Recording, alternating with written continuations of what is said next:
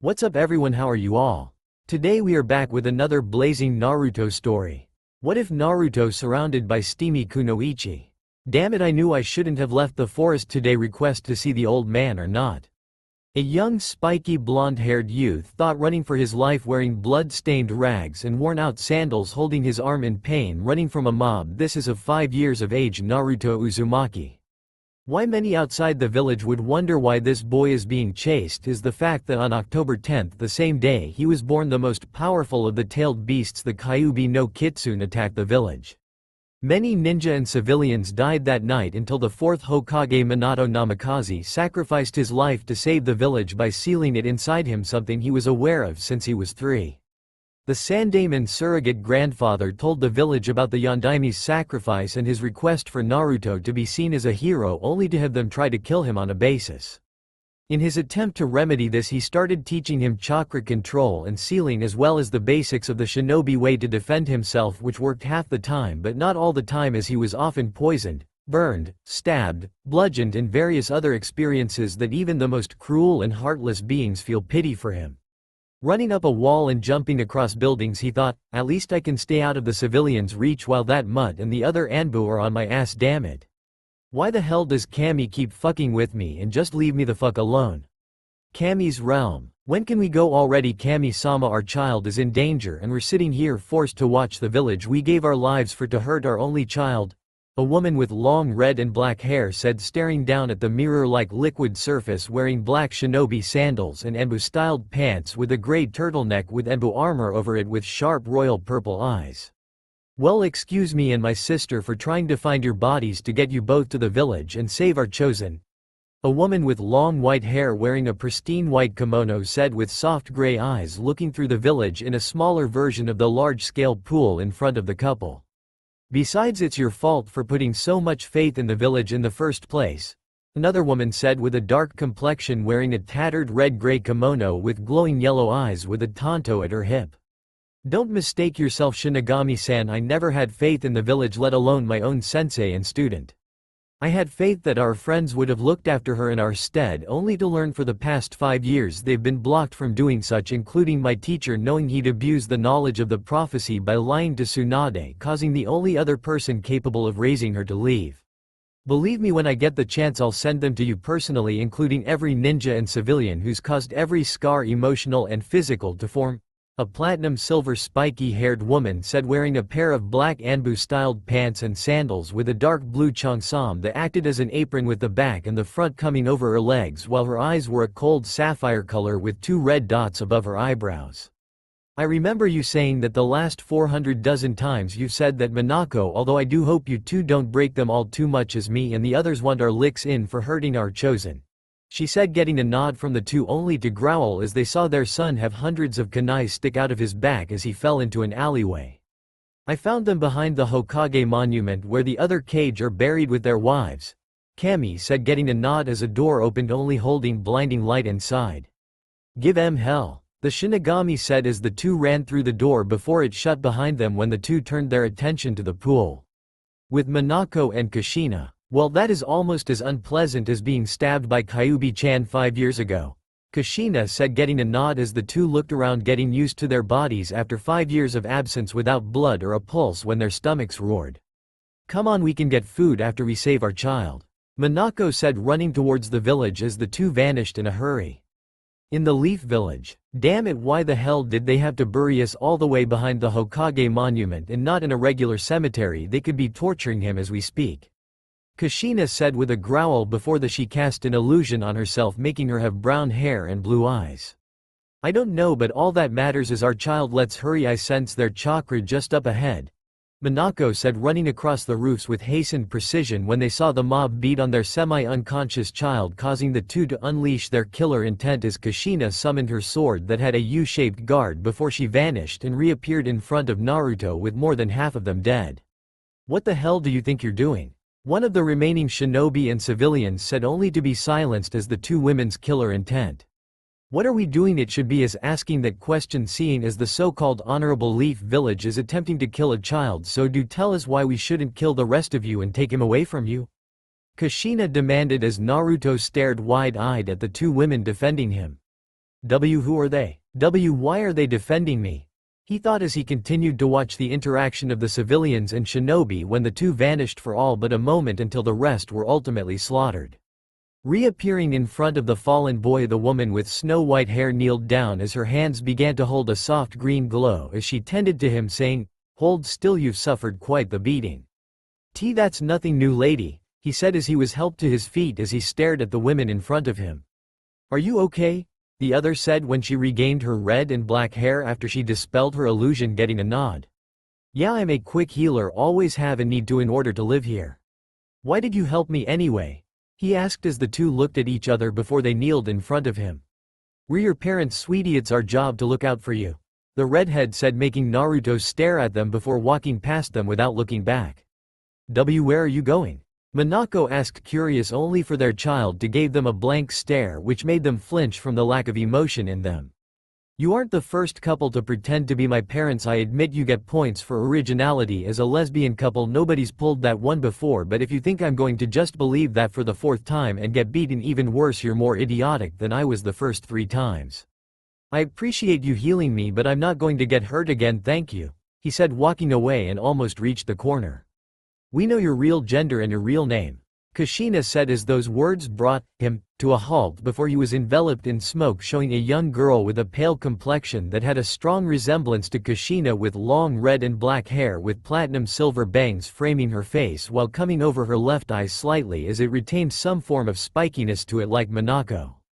Turning towards them, she had a sharp gaze to her bright red eyes with animalistic slits and a neutral expression on her face matching with a scar that was seen going above the red dot on her right eyebrow diagonally across her nose to her left cheek between the whisker marks. Her shirt, or what was left, hung off her slightly, showing a cut going across her left chest slightly and her right shoulder. The additional features to her were her 9 flowing red and black fox tails with white tips and 2 fox ears sticking on top of her head. Any 2-bit ninja or power-hungry civilian with a brain could find my real birth certificate if they tried. "As I said, I'm going home now," she said, reaching into her pocket, pulling out a small capsule before opening it, and pulled out a small gray pill as she popped it into her mouth and swallowed, turning her back into a boy, and continued on her walk. "Minako," Kushina said, getting a nod when she put a hand on Kushina's shoulder. "I know, Kushina, but for right now we'll follow her to the house and try to make her listen," she said as the two jumped to the roofs when they were intercepted with Anbu and the Sandame. "Halt, who are you two and why are you following Naruto-kun?" he said, making the two turn to him, causing his eyes to widen. "Minako, Kushina?" he said, alarmed, getting a nod when he ordered his Anbu to disperse as it was now just the 3 of them on the roof. How?" he asked, making the two explain how they're back from the dead. "So here is in mind telling us why our daughter is running around the village alone and why she had several scars on her person. I thought she was going to be safe?" Minako said with a cold glare, making him look down. "Minako, I tried my best, but after you died the council took more power from me with little to no power on my side. I've placed laws preventing them from hurting her, but they go behind my back. Many of my Anbu did the same. I've had to secretly teach her, but water walking, tree climbing and the transformation and replacement jutsus only get her so far," he explained, getting a stern stare from the two in front of him. "And what about her knowledge of us? We told her we were her parents and she didn't even know who we were. Does she even know of her lineage? Who she's related to? Does she even know that we loved her?" Kushina said as her eyes turned red with 3 black tomo before they evolved to a pinwheel design and then gained a small spiral in the center before it turned steel gray as the design changed into 6 coincided rings with several tomo on the rings. He flinched from the glare as he said, "No, she doesn't. Jiraiya has his toads watching her, or should I say, Naruto, saying that she isn't allowed to know of her lineage to keep her from growing too powerful. He threatened my grandson, saying the prophecy will go unaltered as the leaf will remain the superpower.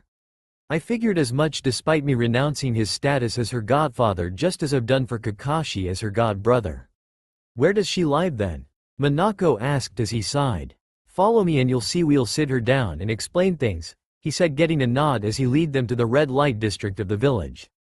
"Naruto's apartment complex. You have our daughter living in the red light district in a complex that looks like a summer breeze could bring the place down here, isn't?" Minako said with a growl in her monotone, making him sigh. It was the only place Naruto could afford. "If I could have, I would have had her living in the clan compound. I had her live with me and my family for a moment when Jiraiya saw her in her disguise and made her leave while she was spending time with my grandson who loves her to bits," he said, making the two of them sigh. Interference with clan affairs, denial of heritage, and abuse of his rights as a Sannin, as it permits him with the same power as a Kage, thus holding him to the same rules. All of this is punishable by death. Oh, when I see him I'm skinning him alive, Kushina said as her hair rose with it splitting into 9 tails. We have much to discuss, but for now we have a lot to explain to our daughter, Minako said as they walked up the stairs as their killer intent rose with every slur pointed towards their daughter when they saw the door was no better.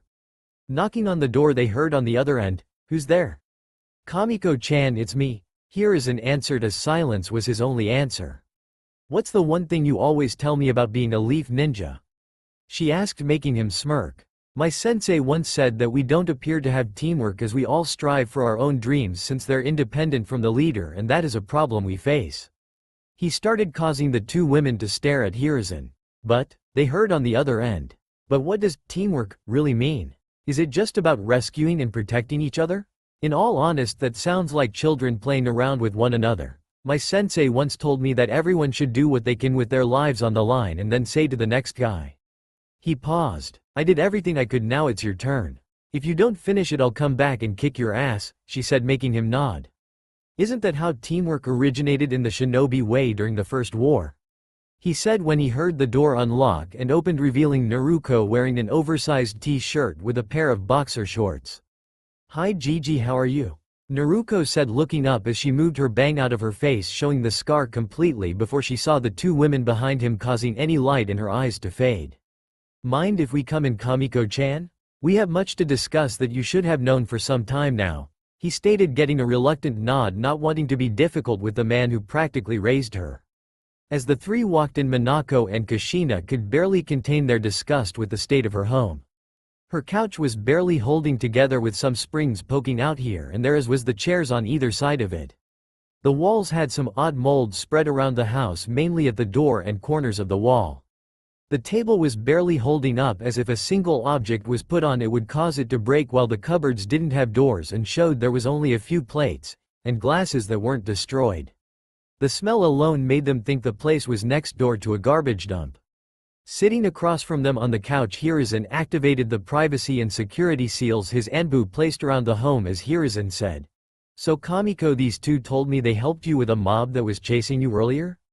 She nodded, only making eye contact with him, much to both the older women's despair, hoping that she would at least glance at either of them, something Hiruzen noticed when he said, "Yes, well Kamiko, I wanted to verify something they have told you before you left.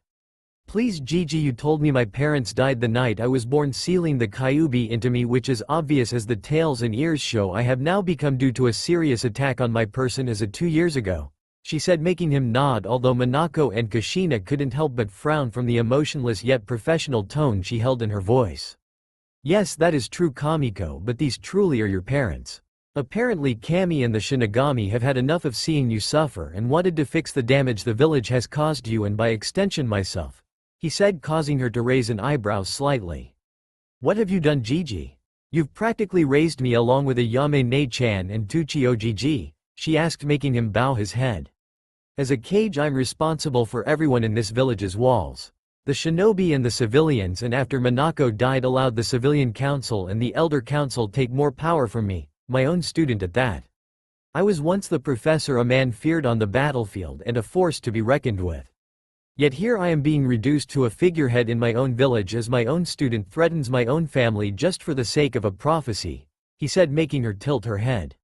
"But I'm fixing that. First thing tomorrow I'm giving you what you should have had when you were 3, and I'm taking my village back, even if I have to lop off a few heads to make them realize this is a monarchy, not a democracy, with me acting as leader, not them, and anyone who goes against my laws will suffer," he said with a renewed fire in his eyes, making Kamiko give a small smile before giving off a small yawn. "Kushina, could you put Kamiko to sleep while me and Minako have a small talk?" Hiruzen said, getting a nod from her as she gingerly picked her daughter up for the first time in 5 years and walked towards her bedroom. "So Gramps, what did you want? That it involves having my daughter and wife not hear this?" she asked, folding her arms under her You know that I can't oust anyone without proper evidence, and with my student backing the council, especially involving your daughter, I need you to sneak into civilian council save for Mebuki Haruno's homes and same for the elder council and gather every bit of dirt and underhanded treasonous act you can when you can to help me regain power," he said, getting a pause from her as she stared at him with a neutral expression. Seeing this, he thought, well, one thing's for sure, she has Minako's professional attitude with random outbursts from Kushina. Very well, and also I wanted to check in on a few old friends and contracts Kushina and I wrote up before our passing. Can I gather the information after we move back into our home tomorrow? Because right now all I want to do is sleep with my wife and daughter and then eat in the morning, she said, getting a nod from him. Patting her shoulder, he said, sure, go to your family, I'll see you both in my office in the morning. As he got up to walk away, she tapped his shoulder when he turned to see Minako holding a tiny bottle as he took it and wished them a good night as she placed a powerful security seal around the house and walked to the bedroom to see Kushina holding her daughter against herself on an old worn-out patch job mattress without sheets or a pillow. Looking into the closet, she saw that the only thing in it was one or two shirts, each were barely above that of rags, with only one complete outfit being black shorts and red sleeveless hooded vest on top of a gray shirt that had a red Uzumaki spiral on the sleeve. Kushina, who looked up to see Minako standing at the side of the bed, scooted over with her daughter still in her arms, said, I haven't held her in my arms like this since she was just a newborn. Did you know she actually said, I love you, mama, under her breath? It took a bit of effort, but to actually hear her say that made this worth it to get her to let me hold her like this again. Laying down next to her as she saw Kamiko shift, placing her head against Kushina's S and Minako's own as she heard, love you, Minako mama. Giving a small smile, she said, combing a hand through her daughter's hair, love you too, Kamiko. Saying good night to each other, the three fell into a peaceful slumber as a family for the first of many times to come. The next morning, sniffing the air, Kamiko was roused from her sleep, feeling around only to notice the warmth that surrounded her last night to be non-existent as she sat up, smelling food being cooked, making her run to the living room, seeing Minako sitting at the table with Kushina at the stove. Seeing her walk in, Minako greeted her saying, morning Naruto-chan, take a seat, breakfast is almost ready. Instead, she ran and held Minako, saying with her face buried in her chest, it wasn't a dream, you're both real. Minako just patted her daughter's head, feeling her shake with a slight hiccup as she said, of course we're real and we aren't leaving you anytime soon. Now come on, Kushi-chan made breakfast and got you some clothes to wear as we handle a bit of business. She nodded with her face still against her chest. Before whipping her face, she joined them at the table as Kushina brought a large pot to the table and filled them with ramen, making Naruto's eyes widen. Ramen, she said, getting a nod with a grin from Kushina as they all sat down enjoying the meal, eating seconds and thirds until the pot was empty. Now go get washed up and get changed so we can see the Hokage, and don't resort to using the transformation pills the Hokage gave you, she said as Kushina led her daughter to the bathroom. As they waited for 20 minutes as Kamiko came out of the bathroom wearing a black kimono that was designed with sapphire blue sakura petals flowing on it, with a white obi and sandals, with her hair done in a low ponytail and a black sandals, as Kushina squealed holding her daughter saying, oh, don't you look so pretty. Mama, Kamiko said with a blush on her pale complexion as she squirmed in her mother's arms when she noticed her daughter's lack of tails and fox ears, even her whisker marks and the scar on her face.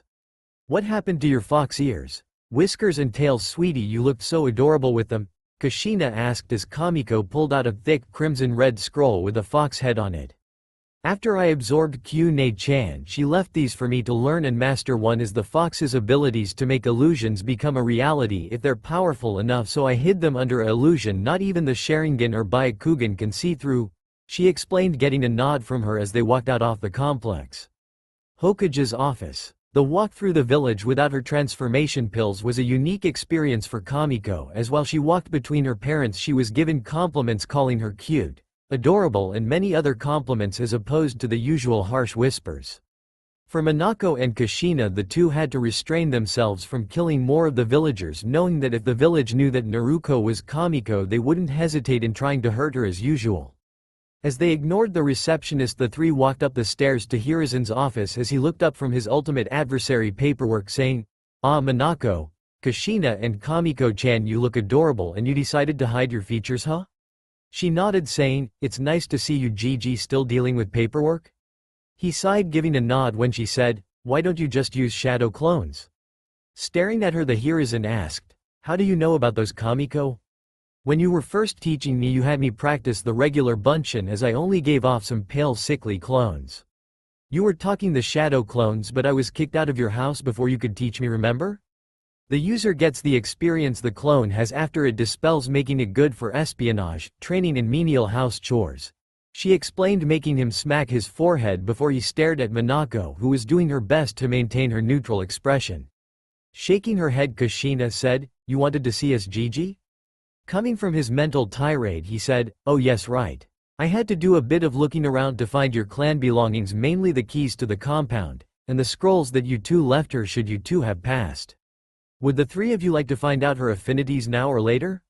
We'd like to find out now to prepare her training, as after we get her to understand the basics of her training, we're going on a small training trip to work without the village trying to prevent her education, Kushina said, getting a nod from Hiruzen as he pulled out some chakra paper. Now Kamiko, you remember what I told you about chakra paper, right? He asked, getting a nod from her. Yeah, you said that chakra paper was made from the trees that the Shoden Hokage made from his chakra that lets a ninja learn their affinities. If it's wind, the paper cuts, if it's water, it will get wet, should the affinity be fire, the paper burns, if you have lightning, the paper will crinkle, and if it's earth, it will crumble. Ninja born with dual affinities are usually the result of a bloodline, while triple affinities are exponentially rare, right? She asked, making him and the other two stare at her. What, just because I'm 5 I'm not supposed to pay attention to what people say? I act as a idiotic blonde, but I'm really not, she said, getting a nod from Hiruzen. It's true, my son Asuma thinks her IQ is higher than Inara's actually, but that's for another time. Just focus your chakra into the paper and we'll see what your affinities are, he said, getting a nod from her while taking the paper. Channeling her chakra through the paper, it split the paper quickly into multiple slices. When one got so wet it destroyed itself, the other light on fire with a bluish-black flame, the other was reduced to dust. The other surged with white electricity as it curled into a small compact ball, while the other shreds between the others acted in various ways.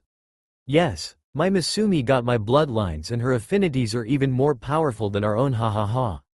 Kushina said, jumping up and down like a schoolgirl, making Kamiko raise an eyebrow, while Minako and Hiruzen watched with a sweat drop on the back of her head.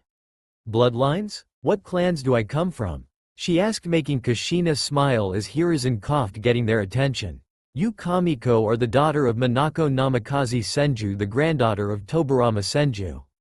The Namikaze clan are the main branch of Kiri's Kagaya clan, as you posse's not only the Senju's skill but the Shikatsumyaku, dead bone pulse. Minako can explain that one when you get to your new home, he explained, getting a nod from the little girl. Now the others Kushina can also explain, but for a more basic version is you are the daughter of Kushina Uzumaki Uchiha, the granddaughter of Madara Uchiha, leading to you being of the main branch of the Uchiha clan, and also the great-grandniece of Mito Uzumaki of the main branch of the Uzumaki clan, who were feared and respected for the fact that they held several bloodlines and abilities, which she will explain as well, he said, getting another nod from the young girl. Now how about we head on over and can get things settled, all right? He said, creating a small dozen clones to do the paperwork as they disappeared in a puff of smoke. Uzumaki Namikaze compound. Gigi, think you could have given a girl a warning, Kamiko said, waiting for her stomach to catch up with the rest of her while the others chuckled. Sorry Kamiko-chan, but the quickest way here is a shunshin, since it was built all the way behind the Hokage monument. What do you think of your new home? He asked, making her stare at the large gate that opened when Minako pushed it open to reveal a large estate nearly twice as big as the Hyuga clan's compound, with Uzumaki spirals on several places of the house acting as protective seals. In the front of the compound was a large garden, while the yard was a fresh yard and dojo. All the while Kamiko was taken with the beauty of the place when Minako put his hand on her shoulder, saying, "This is long overdue, but welcome home, Kamiko-chan. Kushina-chan, why don't you take Kamiko inside while Minako and I handle some business, okay?" the Sandame asked, getting a nod as the two redheads ran inside the compound. "Shall we clean house, Sandame-sama?" she asked when Neko, Kuma and Shigur, Swallow, appeared next to her, getting a nod as she grabbed her old Anbu mask, showing a black tiger mask, and vanished in a puff of smoke. Inside the Uzumaki Namikaze compound. "Wow mom, look at this place," Kamiko said with enthusiasm in her voice, making Kushina chuckle, seeing her eyes sparkle, thinking, "Oh, I'm glad she got both parts of me and Minako-chan." Nodding, she said, "Yes, it is me and Minako spent many months and a massive army of shadow clones to build this place, although as for the why we built it this big, despite it just being the two of us at the time, we believed that we'd find more Uzumaki and Kagaya clansmen to fill the halls." Shaking her head, she said, "But enough of the past, as that's for later. Now the Uzumaki are from an island of Uzushiogakure, the village hidden in the whirlpool, who were the descendants of Kagaya Otsutsuki, who was the mother of the Sage of Six Paths. We discovered this when many in our clan awakened our Dujutsu that held the abilities of the Uchiha clans Sharingan and the Sage of Six Paths renowned Dujutsu the Rinnegan and even the Hyuga's Byakugan. This Dujutsu was called the Kamino-mi, Divine Eye." Pausing to see her daughter give her such attention, she continued, "Now before I continue with the rest of our bloodlines or their connections, you must know that the Sage of Six Paths only had one child, and that was Kisa Uzumaki, and she had not only gained the sage's will and spirit but also her grandmother's power." "How did she receive her power?" she asked, making Kushina pause, remembering she had asked the same question to Mito when she was little. "Well, you see, sweetie, our clan has many abilities, and as you know, chakra is the manifestation of the physical and spiritual energies necessary to perform jutsu. Now you see how she gained her grandmother's power is because when she was gained her father's will and spirit, Kagaya unknowingly sealed part of her soul into his, which had awakened in her granddaughter, and one of which was one of the abilities that made Kagaya so feared, and that was the fact only she could use spiritual aspect of chakra on its own," she explained, getting a wide-eyed look from her daughter. "Yeah, I know. Now this bloodline comes in two forms known as the Zanpakuto, Soul Cutter Sword, and Kido, Demon Way, which with the use of incantations they can be used to attack or defend, which many jutsu were based off of, as were the starting points of Fuinjutsu that Kisa had started, which led to the elemental nations to fear our clan," she explained, making her grin at the knowledge of their clan. "When do you think I can learn how to use a Zanpakuto? Or our clan's abilities anyway?" she asked, making Kushina raise an eyebrow. "And why are you so interested in training?" she asked, making her give a small smile. She looked down, saying, "When Gigi first told me about you two and being great ninja, I wanted to make the both of you proud and live up to your expectations.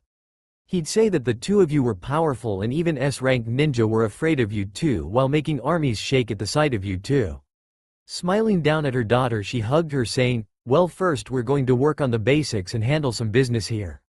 Tell me, do you know the Inazukas, Hyugas, and possibly the Arisawas, Yamanakas, Harunos and Mitarashi Anko? I know Hana-chan, Sume-chan, Hinata-chan, Ino-chan, Ten-chan, Sakura-chan and Hubihime. Why?" she asked, making the older redhead grin. "Just wanted to know what you thought of them. Are they pretty or cute to you?" she asked, making her blush, hiding behind her bangs. "Oh, my daughter's got a crush on them, that's so cute," she squealed, holding her daughter closer to her when Minako walked in, seeing Kushina hold her daughter closer. "Kushina, you might want to loosen your grip or else she'll suffocate, and Hiruzen sent a message to some old friends of ours to set up a meeting. For the time being, Kamiko want to start training to get you used to things?" she asked, getting an excited nod from her as they lead her down to the back of the compound for training. "Alright Kamiko, the old man has me believing you've mastered the tree climbing and water walking exercises?" Minako asked, getting a nod as she nodded with a smile on her face.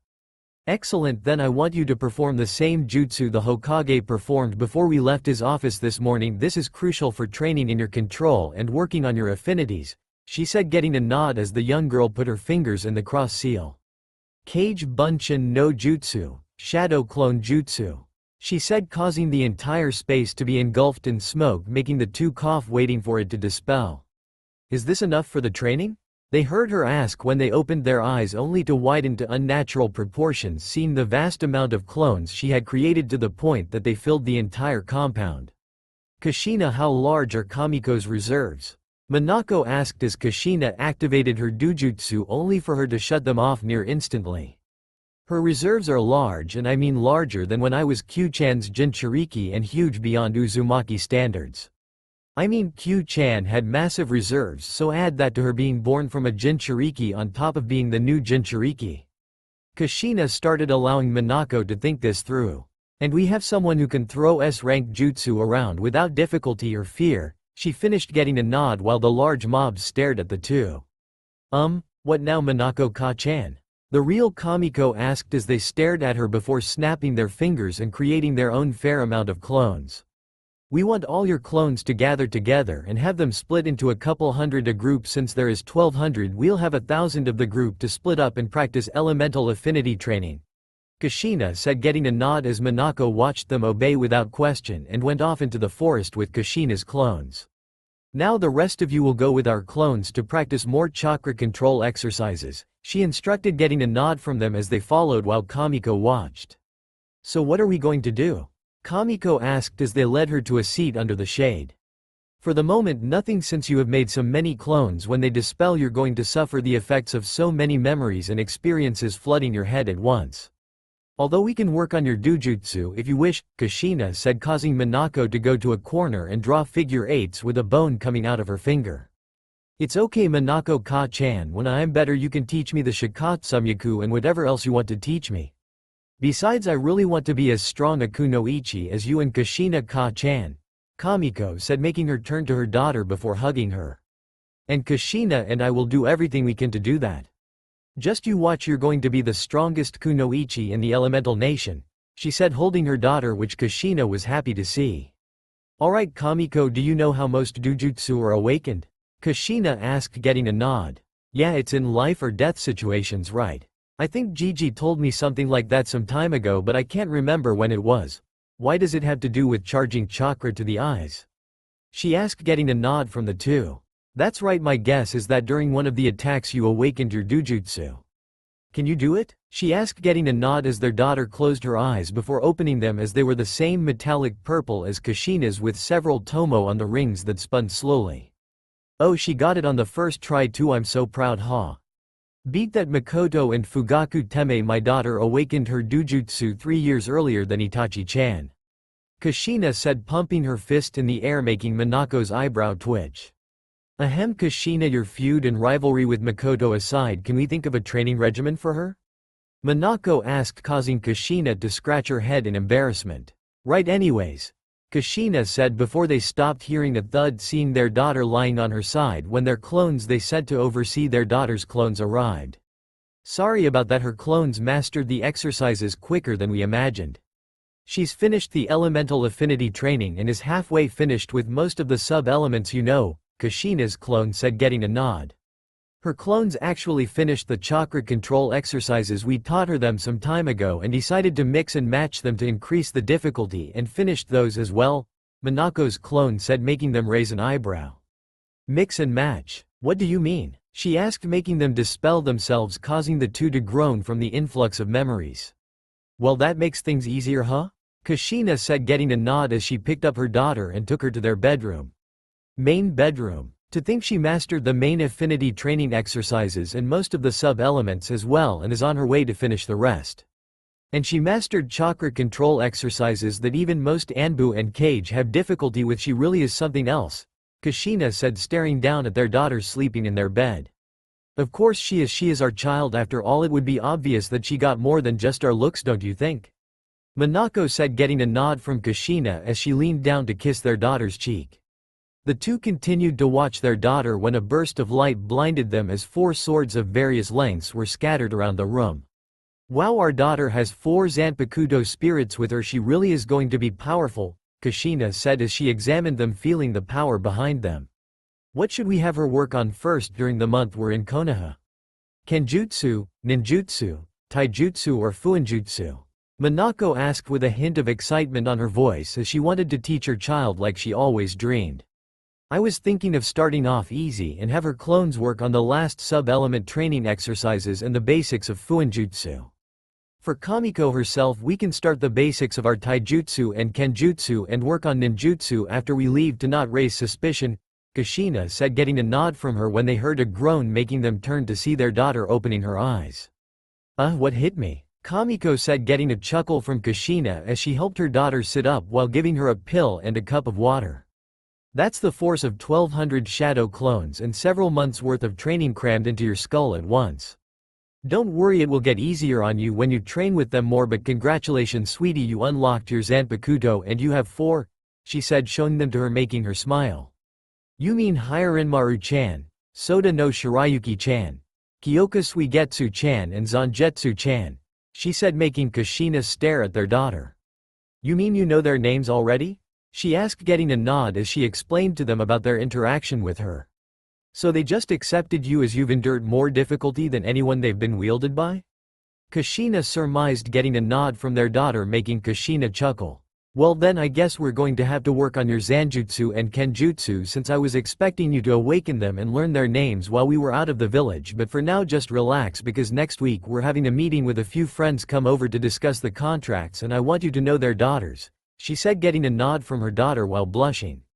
Now get some more rest, try and get to know them more, and we'll join you in a bit since it's a lazy day, Minako said, getting a nod from her as she laid back down. After watching her to make sure she was completely asleep, Minako said, a thought just came to me. If we leave the village for 8 years, how are we going to hide the fact that Naruto just dropped off the face of the earth? She said, making Kushina sit at the edge of the bed.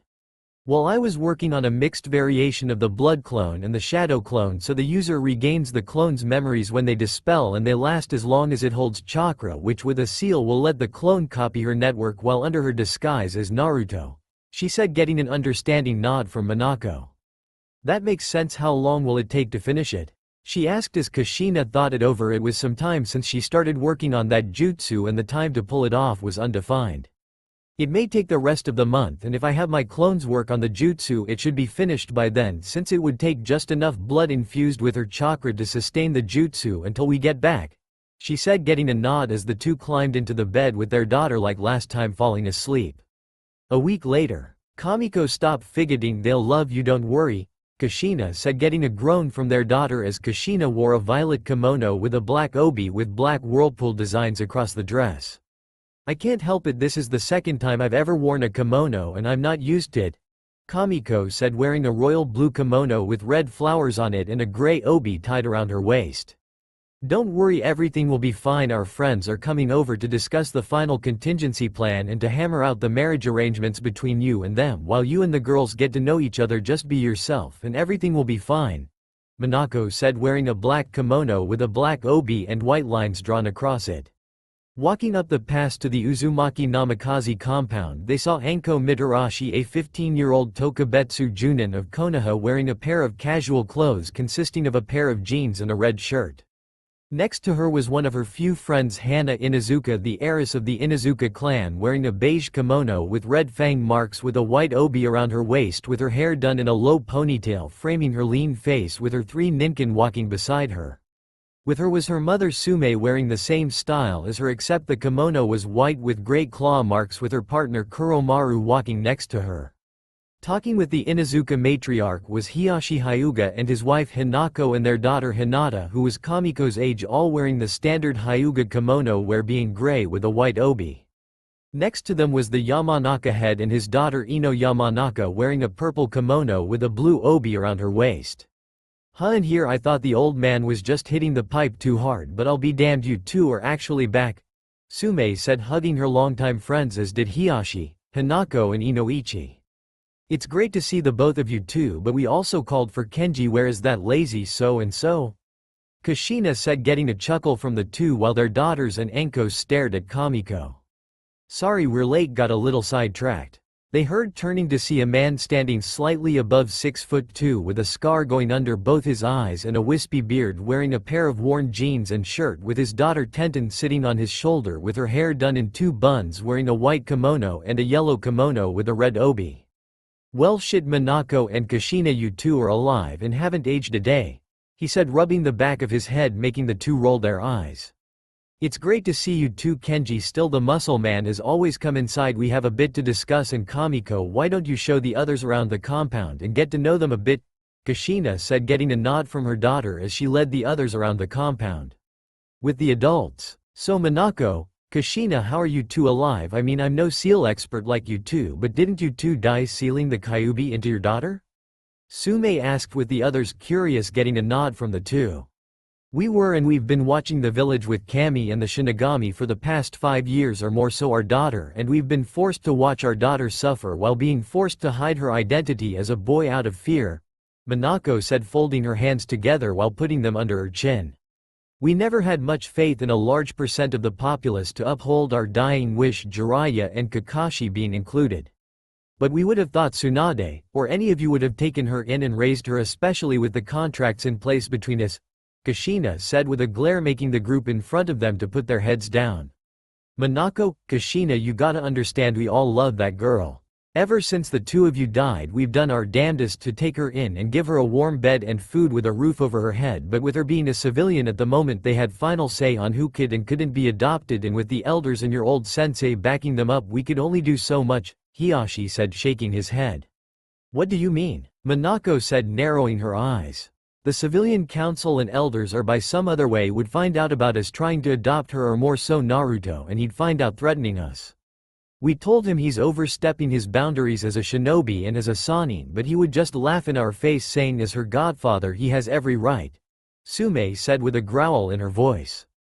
"He isn't her godfather. We revoked his right the day before Kushina gave birth to her, and Hiruzen holds certificates proving this. But that's neither here nor there. We're trying to clean house in this village, and to protect all sides we wanted to go through with the arranged marriage contracts we wrote up to protect you all from him and whatever else the council may try," Minako said, pulling a scroll from her sleeve as she unrolled it and focused chakra through it, allowing the scroll's contents to reveal themselves as they looked them over when Tsume noticed something. "Wait a second, you two, why am I added to this?" Tsume said, showing her name as it was next to her daughter on the betrothed line. "Well, it seems our daughter is pretty taken with you, Tsume, and I know that you have a thing for alpha material mates, and you know she's already an alpha," Kushina said with a grin when Kuromaru laughed. "She makes a point, Tsume. You have told me that if you were your daughter's age," Kuromaru said before she clamped her hand around his muzzle. "Okay, so the pup oozes unfiltered alpha material. Okay, besides she's a good kid, and you know we all would have taken her in and raised her as our own and loved her just as much," she said, getting a nod from their friends as they signed their part of the contract, and for Tsume's case her name again on the marriage consent. "Anko, what about you?" Kushina asked, staring at the form before signing it. "I've done whatever I could while under Anbu before the civilians and the toad bastard ordered I turn in my mask when I was in Anbu, when I killed some shinobi and civilians when they tried killing her.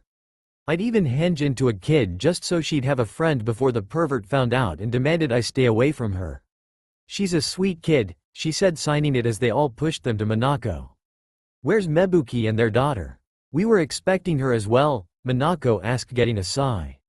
"Civilian council meetings besides you three are going to be in the village for a bit, aren't you? Why not let our kids enjoy themselves and handle that later?" Hiyashi said, getting a nod from the others as they sighed. "Come on, let's go check up on the kids," Kushina said, getting a nod from them as they walked out to the back to see the lot laughing and smiling much to their relief. "Hey, you all, come on inside, we need to talk to you all about something," Minako said, getting their attention as they nodded, running to the adults. "Alright girls, we wanted you to understand that we have all set up an arranged marriage between you all and our daughter here to strengthen ties. You're all friends with her, so you have an understanding of who she is. It's your call on if you want to accept this or not. Kamiko already has, but your signatures are what makes this final," Kushina explained, causing everyone to give their attention to the others as they thought it over before nodding and signed the papers. Seeing the time, they all left, but not before kissing Kamiko on the cheek, leaving her stunned before passing out in Kushina's waiting arms while Kushina chuckled. "Ah, young love, come on, let's get inside and continue her training," she said, getting a nod as they walked back inside the compound. "The end of the month. Ah, do you gotta go, Kamiko-chan?" Ino asked, standing with the others and their parents, getting a nod as Kamiko stood by the gate with her parents wearing a pair of black hakama pants and a zip-up kimono-style top. "Yeah, I gotta get a lot stronger, besides I'm only going to be gone until the Chunin exams. Watch, I'll come back 100 times stronger than you can imagine," she said with a small smile as Hiruzen walked forward, giving Minako and Kushina a large scroll. "That's the time the Chunin exam starts. I want you three back here on that day, got it?" he said, getting a nod from the two women before he kneeled down till he was eye level with his surrogate granddaughter. "And you, I want you to grow to be a powerful Kunoichi so you can take the hat one day, got it?" he said, getting a nod from her when she hugged him and gave the others a kiss on the cheek before they left the gate as Hiruzen returned to his office. "Come on, pup, we got training to do too," Tsume said, making her daughter turn to her with a raised eyebrow. "What, do you honestly not want to be able to support your mate? You got a bit of training to do, because I can tell she's going to be a hell of a powerhouse when she gets back," Sume said, getting a nod as the two left for the compound. So do you all? Hiyashi said as he and his wife left with daughter in tow, as did the other girls. With the Uzumaki Namikaze group. So where are we going first? Kamiko asked as they jumped through the trees, keeping up with her parents. We're going to Uzu Shiogakure, our clan's home, to train for most of the time, since it's the best place without having someone interfere, since only an Uzumaki's blood can pass through the whirlpools. Around the last bit of training we're going to find Tsunade and get answers from her, especially your marriage contract with her, Minako said, getting a nod from her daughter. You two really have set me up with a lot of people, haven't you? Kamiko said, getting a nod from the two while keeping their back to their daughter. Even as, Kushina said, suddenly making their daughter miss her branch and caught herself on one of the lower branches when she got back to the upper branches. Was that a joke? She asked, getting a negative from the two. We're the last of our clans and this is the means of rebuilding our clans. What, you don't think we're pretty? Minako asked. What, of course you're both pretty, it's just, isn't it wrong for family to sleep with family? She asked, getting a negative. No, for civilians outside of clans it's considered wrong, but in all actuality it's how bloodlines stay preserved and strong. We actually don't mind since we do love you, sweetie, just wait until you're 12 where you're considered a genin for us, Kushina said with a grin, making her daughter blush. Trust me, while it was destroyed in the last war it's still full of our heritage and the knowledge of our clan, Kushina said, getting a nod while they fell into a subtle silence. Hiruzen's office. Okay now, Naruto. You know what you have to do? Hiruzen said to the spiky sun-kissed blonde sitting across from him. Of course Gigi, I'm not stupid. I enter the academy in a year with the others while keeping my skills at a minimum, just enough to pass until boss gets back for the exams. Why you insist of repeating it several times over is beyond me, despite it not being necessary, he said, scratching his head. Just consider it me covering the bases and fixing the deck in all of our favors, Hiruzen said, looking to the side, seeing the large amount of black books from the elders and civilians. So can I go, Gigi? He asked, getting a nod, making him cheer, running out of the office before he sealed away the books. Just covering bases, he thought, pulling out his pipe and took a puff. Uzu Shiogakure no Sato. Whoa, Kamiko said, getting a nod from Minako, while Kushina had a sad smile on her face looking at her clan's ancestral home. It is a breathtaking sight, Kushina said before clapping her hands as she took a deep breath. Anyways, we've got 8 years to train and we're going to use them well. You've been fitted with gravity and resistance seals which will help with your taijutsu and kenjutsu. We're going to spend 5 of the years here working on taijutsu, kenjutsu, clan techniques, ninjutsu and fuinjutsu for the 5 years we're here, Kushina said, getting a nod from her daughter as she summoned her Zanpakuto. While you sleep you're going to work on learning and mastering your Zanpakuto's abilities and techniques. For the last 3 years we're going on a hunt for Tsunade, because by the time you return you'll be in sulfur monosulfide class Kunoichi just like us, Minako said, getting another nod from their daughter. Now then, let's start with taijutsu, Kushina said, getting into a loose stance, bending her knees while her right arm was parallel with her right leg, outstretched and curled like a claw, while her left was parallel to her shoulder, formed like a spearhead. Taking a deep breath, her daughter copied her charged Kushina while Minako sat to the side watching her wife stand still when their daughter lash out to Kushina's side while she leaned back in an unnatural position while she swept her daughter's feet from under her.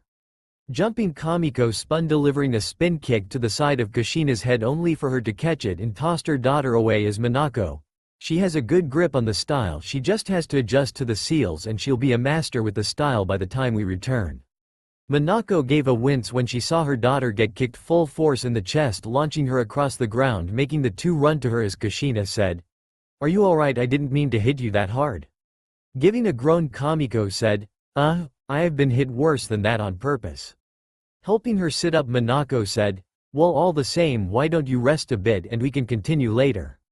Giving a nod, the two let her rest, Kushina said, watching their daughter. "Even though we just started teaching her taijutsu, she's got then the beginner and intermediate taijutsu stances for both of ours, and whatever mistakes she finds she fixes."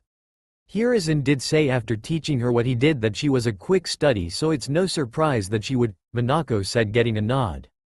"We'll let her catch her breath and continue from there," Kushina said as Minako nodded, listening to their daughter breath. 1 year later. "Excellent job, Kamiko, come and take a break and we can discuss what we're doing for the second year," Kushina said to their daughter, who after the year but her hair in a low ponytail while wearing a pair of black Anbu-styled pants and a gray kimono top that was open. "What's up, Mom?" she asked, standing with her parents after getting the talk, much to her embarrassment. "Well, as you know, you've shown tremendous progress with your taijutsu training, where you can handle the two of us, a feat not many can say, especially in such a short time," Minako said, getting a nod, as she had a talent for mastering and learning things at a fast pace where many would consider to be impossible.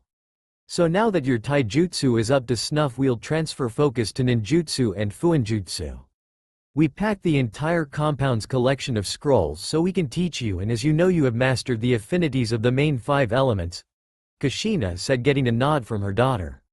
"For these 2 years we'll split focus between ninjutsu and fuinjutsu, and between each day we'll switch between using your clones on various days to speed up training. For today I and my clones will be teaching your clones ninjutsu while you learn fuinjutsu from Minako, and the next day we invert the process," Kushina explained, getting a nod from Kamiko. "Now make as many clones as you can and have them follow me to learn ninjutsu," Kushina instructed, as her daughter seamlessly created another 1,000 shadow clones. "Follow Ka-chan to practice ninjutsu," she said, making them follow their mother deeper into the village.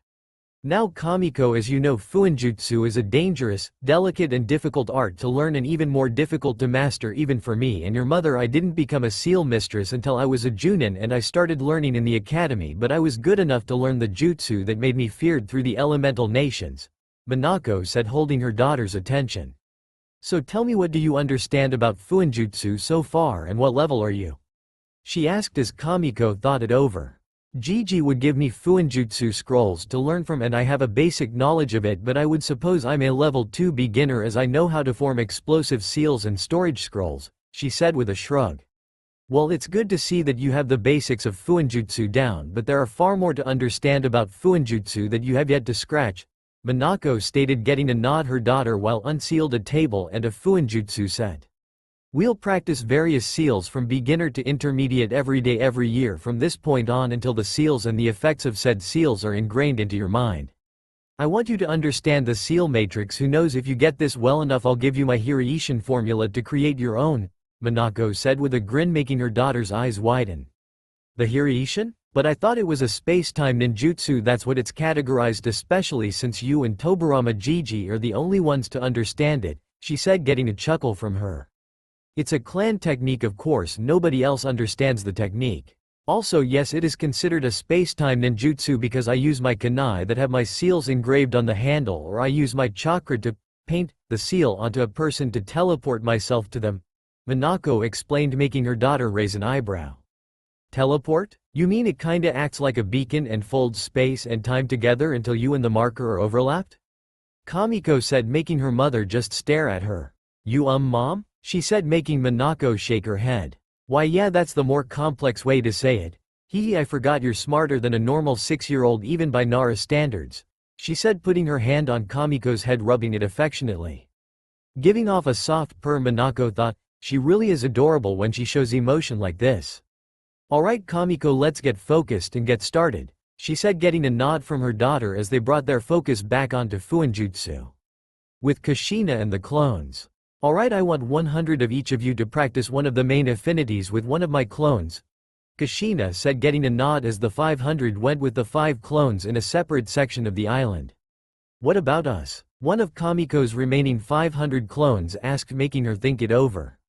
"I have 500 working on the main elements to learn jutsu, including Hitaki's prized Reikuri and Chidori. That leaves the sub-elements, but the 500 we have now only cover 5 of them," she thought before snapping her fingers. "I want one of you to create another 500 clones," she instructed, causing one of the massive amount of clones to repeat the process, creating another 5 while she created 9 clones. "I want 900 of you to follow my clones in groups of 100, she said as the last group to remain stared at her in curiosity. "Now I have each of my clones teaching a group of 100 learning elemental jutsu of the various main affinities and subs. For you, my little mob of clones will be learning Jishin, magnet style, ninjutsu. This is versatile as it can be used to create weapons using iron, defensive jutsu and offensive. Its origin is unspecified, but both Kumo and Suna have possessed this affinity," she explained, making one of the clones raise a hand. Yes, Kamiko-chan? Anything you wanted to ask? She asked, getting a nod from one of the clones. I was going to say, isn't it true that two of Tsunade's case used magnet release to manipulate different forms of sand? She asked, getting a nod from her. That's right, actually the third case studied this ability from Shukaku, the one-tailed sand raccoon, and incorporated iron powder into his sand, using it to mold the sand into weapons or just crush his opponents, making him feared. The fourth case manipulated gold dust with his magnetism to counteract Shukaku due to mixing it with the sand, making it harder to control. She explained, getting a nod from her daughter's clones. So it makes an excellent use for offensive and defensive jutsu? One asked, getting a nod from the redhead. That's right, and I'm not only going to have you learn only the jutsu, but I want you to be able to learn the gold dust and iron powder magnetism to counter the one-tails should you fight its Jinchuriki. I would have you learn how to use it like the one-tails so it acts as a shield, but since you're learning our dojutsu's abilities, Minako's Hiraishin and our Shinigami abilities, I believe you have evasion covered, she stated, getting a nod from the clones. Now for the I'm going to have all of you split into smaller groups of 10 to learn a few jutsu for the Jishin release until you've got them mastered, where you don't need to either use half as many hand signs to none at all. Now each of you split up into groups of 10. She said, getting a chorus of understood from them. Now listen up, and when I point to your group you're going to practice the jutsu I've given you, she said as she stared at the clones, nodding as she tossed them each a scroll to practice. She meditated. 7 hours later. So Kushina, what do you think of her clones? How far have they gotten? Minako asked, staring at Kamiko. She's actually progressed pretty quickly. I have her create thousands of clones and split them up for each element and have them split up into smaller groups to each practice a jutsu. I'm impressed with how quickly she's growing with her ninjutsu. She knows about 10 for each affinity, some offensive and some defensive, Kushina said, patting her daughter's shoulder, who grinned. She's also grown at a fast pace with Fuinjutsu to where she's already in the advanced, and I'm going to test her on what she knows to see if it's stuck tomorrow and go from there, the snow-white-haired woman said. At this rate, Kamiko, you're going to surpass us with how fast you're learning. But for now we'll rest and switch and learn from me to practice the paths that the Rinnegan and its abilities as well as the Sharingans as well, she said with a grin while their daughter chuckled, scratching the back of her head with a small blush. Ah, our little girl is blushing, that's so cute, Kushina said, cooing, holding her daughter with her chest against her daughter's back. Kushina, don't suffocate Kamiko-chan and please stop embarrassing her, she said, making Kushina whine only to get a black stare back, making the redhead pout before crossing her arms. Fine, I'll stop, besides now's the time to be serious, making their daughter stare at them. Now Kamiko, you've heard about the Rinnegan besides from me when I told you about it while in Konoha, right? She asked, getting a nod. Gigi said that the Rinnegan's power couldn't be compared to any other dojutsu in the slightest, as it was held by the Sage of Six Paths himself. The dojutsu granted him what were called the Six Paths, which gifted him with several abilities, one of which was the ability to absorb chakra and actually alter reality to his will, which is how the tailed beasts were created, am I right? She asked, getting a nod. That's right, but do you know of the paths he used? The older redhead asked, getting a nod. I remember 3 of them, the Preta path, the Naraka path, and the human path, but the others I forgot about, Kamiko stated, getting a nod. Well, you've explained what the Preta path allowed you.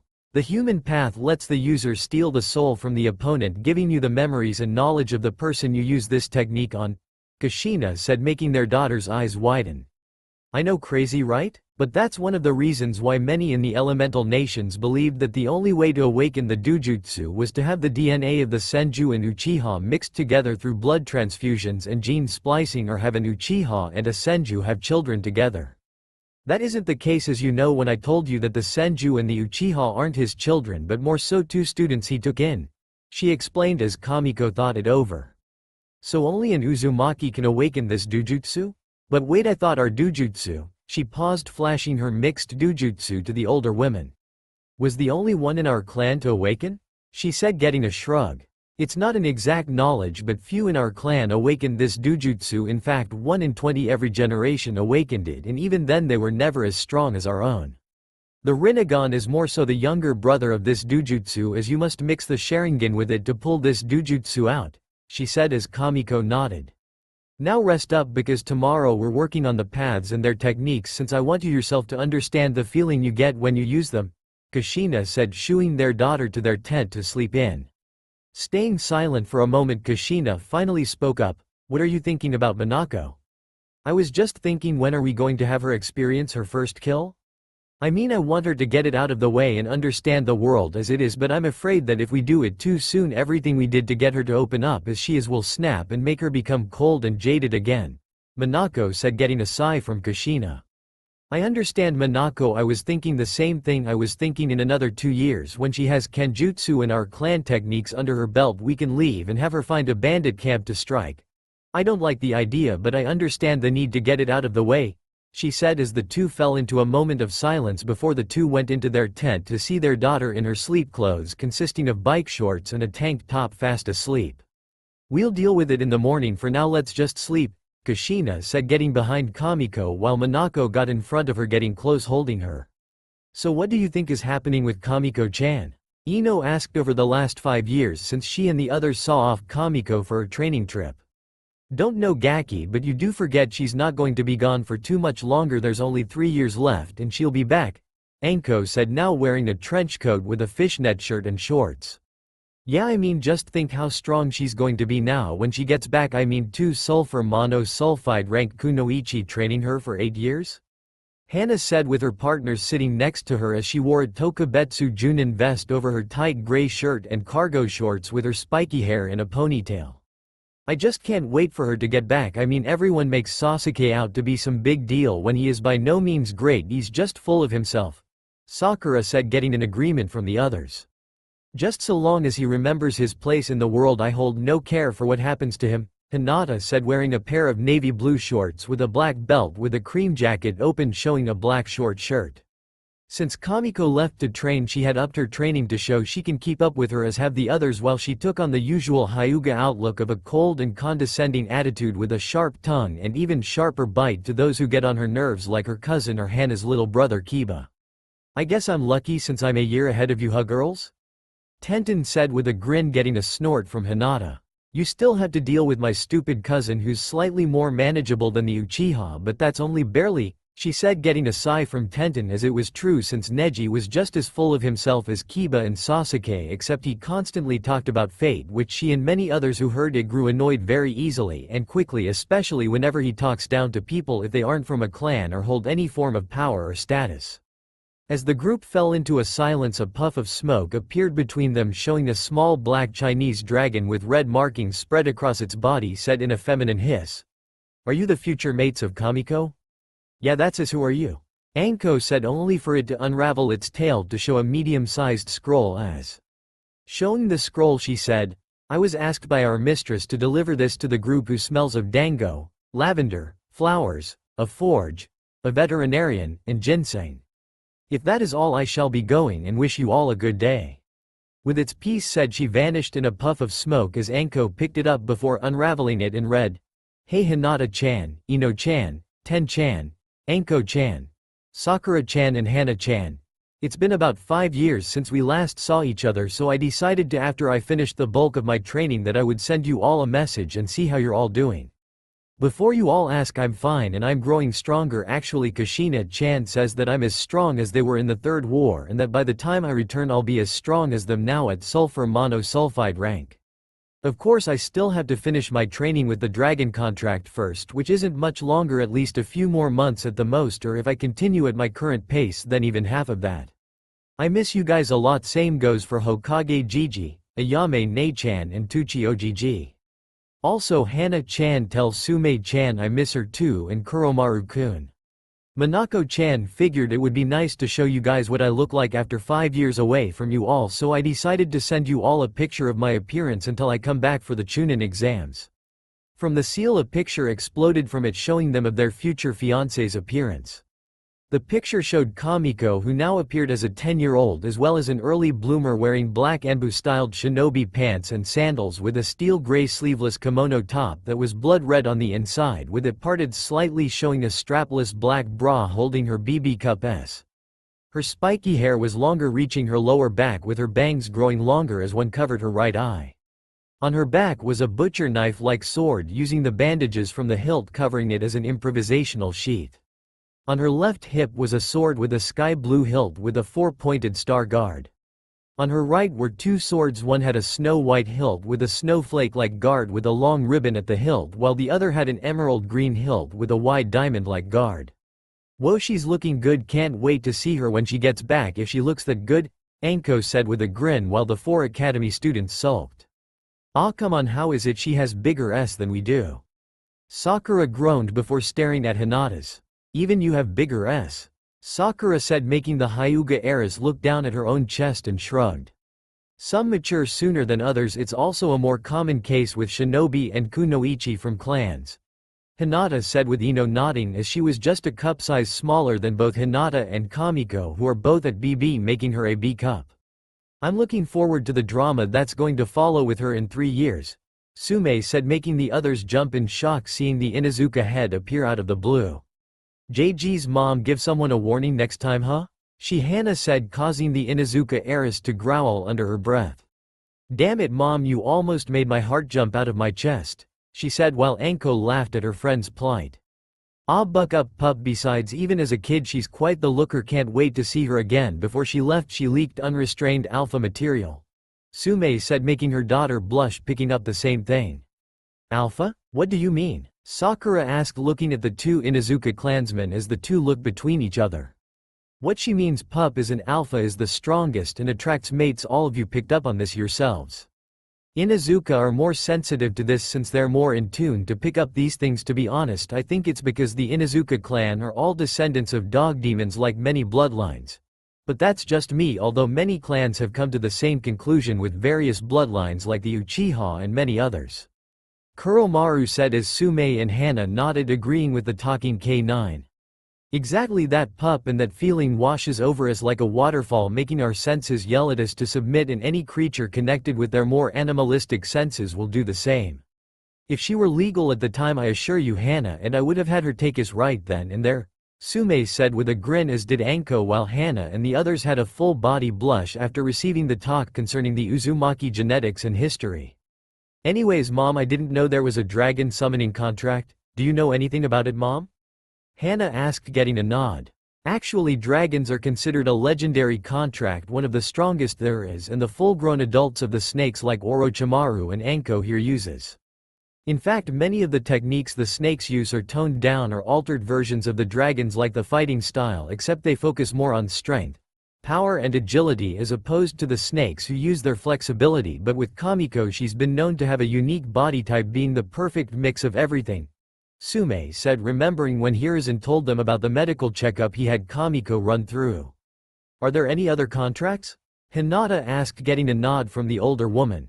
"Yup, you name the animal and it has a contract: cats, dogs, wolves, fish of various kinds, insects of various species, birds of various species. There are even yukai contracts. These contracts are formed by animals who consumed the yukai around them, like foxes and other animals," Tsume explained, making them stare at her amazed before she joined her daughter and the others to relax. "Summoning realm 3 months later.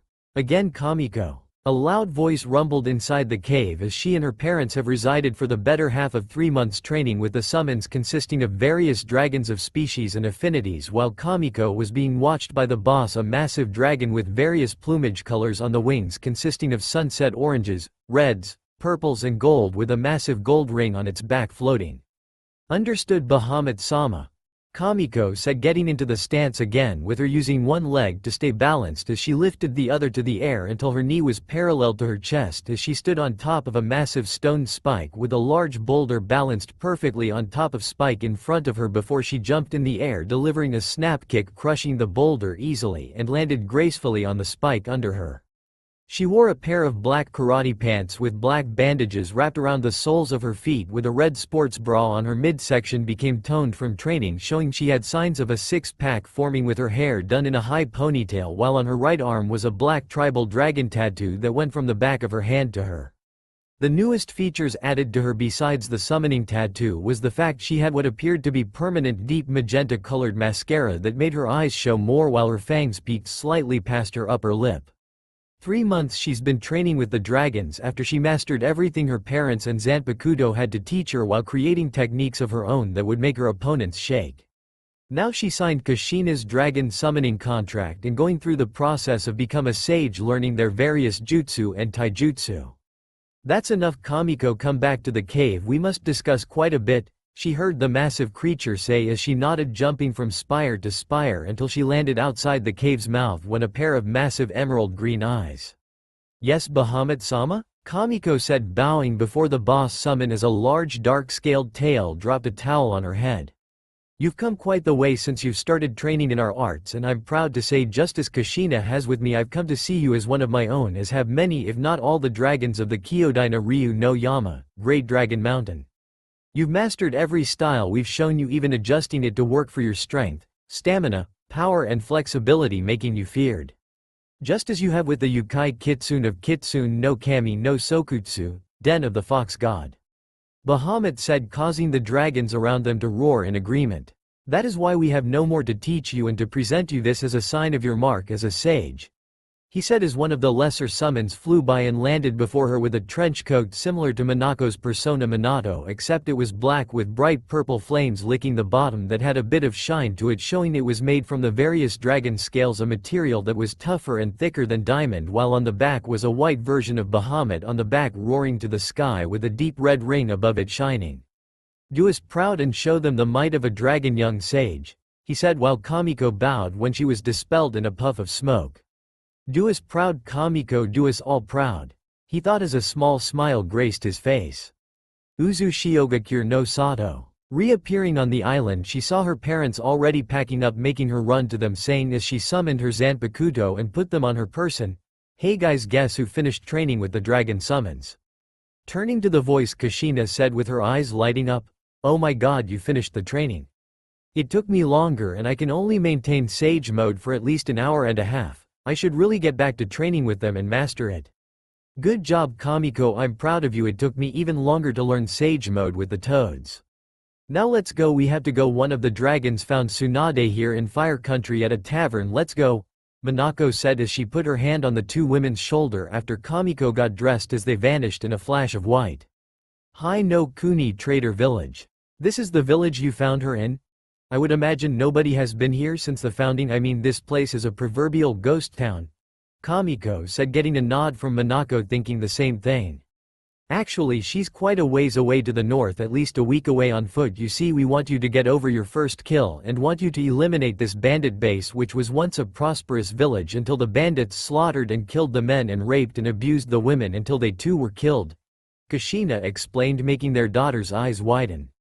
Wait, but I don't sense any of the civilians' chakra here. Why stay in a place that has nothing in it? She asked, getting a shrug from both women.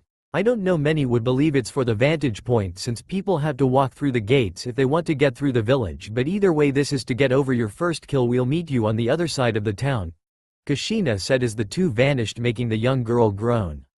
Oh, don't be like that, Kamiko-chan, this isn't going to be difficult in the least.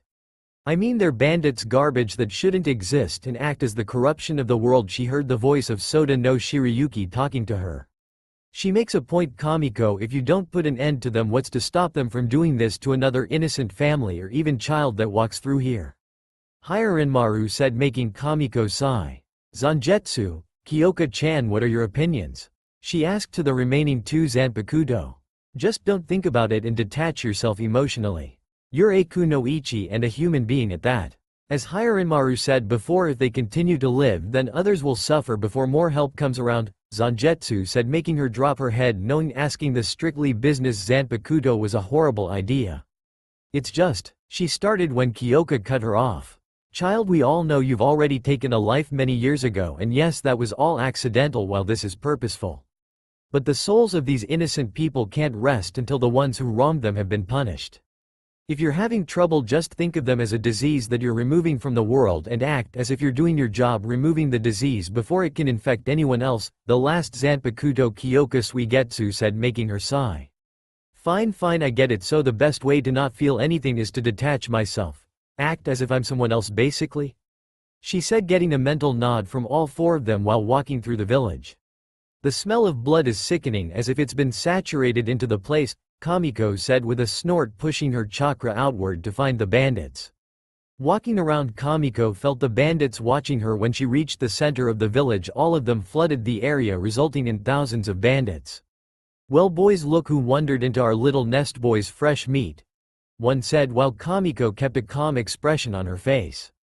"What's your name, sweetie? We'll treat you to a good time," another said behind her, about to touch her shoulder when his arm was sliced off with zanjetsu. "I don't give my name to trash, especially when they aren't going to live past today," she said, making the men around her feel a chill run up their spines. "You little bitch," the leader said, trying to stab her with a spearhead, only for Kamiko to vanish when several of his men were slaughtered. "I'd rather be a bitch over garbage," she said when she put zanjetsu on her back while charging zanjetsu with a blue flame. "Getsuga Tensho," she said, unleashing a wide crescent moon arc that leveled more than half of them. She's a demon," someone near the end of the group yelled, running away, making the others follow after him. Sighing, she said with her hand outstretched as a black spark discharged off her hand, "They always run, seeping crest of turbidity. Arrogant vessel of lunacy, boil forth and deny, grow numb and flicker, disrupt sleep." The more she chanted, the darker the sky grew as an unnatural pressure struck them as the area shook when a dark barrier started to form around them, while Kamiko watched, continuing to chant, "Crawling queen of iron. Eternally self-destructing doll of mud. Unite, repulse, fill with soil and know your own powerlessness." As she finished her chant, a massive black coffin formed with cross-shaped spears before the screaming couldn't be heard when she finished. Hado number 90. Kurohitsugi, Way of Destruction number 90. Black Coffin. This will be the last thing you see in this world. I suggest you contemplate on your sins on your way to hell, as fitting a destination for scum such as you. Snapping her fingers, the box shattered, showing a large bloody smear on the earth which remained from the bandits, while crossing her eyes to see she had a hair out of place before she put it in place before walking to the other side of the village to show Kushina and Minako. "Wow, that was quick. So how do you feel?" Kushina asked, getting a shrug from their daughter. "I just followed the others' advice and pretend I'm someone else. I did just that, although it wasn't my first kill. Well, on purpose I suppose. So are we going to where Tsunade is?" she said, getting a nod while wrapping zanjetsu back in his sheath, and walked away with the others. 1 week later. "So what does this Tsunade look like anyway? I mean, all you two said for the past week is that I'll know her when I see her," Kamiko said as she and the others entered a small trading village that was bustling with smiling and cheerful people. "Just believe me when I say she is impossible to miss her, especially with the group she stays with," Kushina said with a grin, making their daughter raise an eyebrow at the vague description. "Trust me, she'll stand out the most in the bar we go to, and you won't be able to take your eyes off her," she said, with Minako nodding in agreement. "Why a bar?" Kamiko asked, making the two older women chuckle slightly. "Well, she's known to drink more than we Uzumakis eat ramen," Kushina said, making Kamiko sweat drop, knowing that between the two Uzumaki they could out-eat the entire Akamichi clan without problem. Walking into the bar, she understood what the two meant when they said she'd know her when she saw her, since she had S bigger than her head, with a petite brunette holding a clean pig wearing pearls. "One would wonder how it's possible for a pig to be that clean," Kyoka Suigetsu said, getting a nod from the others. "I would actually wonder how they haven't eaten her yet. I mean, that pig would make a good pork roast," Kamiko thought, licking her lips lightly. "Kamiko, why don't you go over and sit with them and put this seal on the table? We'll join you in a bit," Kushina said, handing the 10-year-old the privacy seal before she walked off. Walking towards the booth, she said, "Excuse me, can I join you too?" The busty blonde looked up from her sake as she saw the young girl before her, saying, "Aren't you a bit young to be in a bar, kid?" She shrugged, saying, "Just so long as I don't drink it's fine, besides I intend on being a kunoichi in a few years." "Oh, and how are you going to do that in 2 years when you're supposed to be in the academy?" Tsunade asked. "Oh, I wouldn't worry about our daughter's training, Susu," they heard when next to her Minako and Kushina appeared. "No way, you two died, and what do you mean your daughter?" Tsunade said in disbelief, seeing her cousins from both sides of her family. "Trust me when I say, cousin, we are by no means dead anymore. How about you just calm down first and listen to what we have to say and get to know your fiancé, alright?" Kushina said, getting a nod from the two women as Kushina and Minako explained everything from when they sealed the 9 tails into their daughter to the present, all the while Tsunade and Shizune were trying to rein in their anger. "So my teammate actually threatens my sensei. Tells me my niece and fiancé was dead just to keep her a punching bag for the village to act as a guard dog for them while thinking it's okay to abuse her. Tsunade said, leaking killer intent, while Kushina was thankful their daughter placed the seal under the table to block it off from the others around them. And that's why we're outside the village until the Chunin exams so she can take her clone's place. We've been training her for the past 5 years with 3 years left to get back, and we were hoping that you could teach her a few things.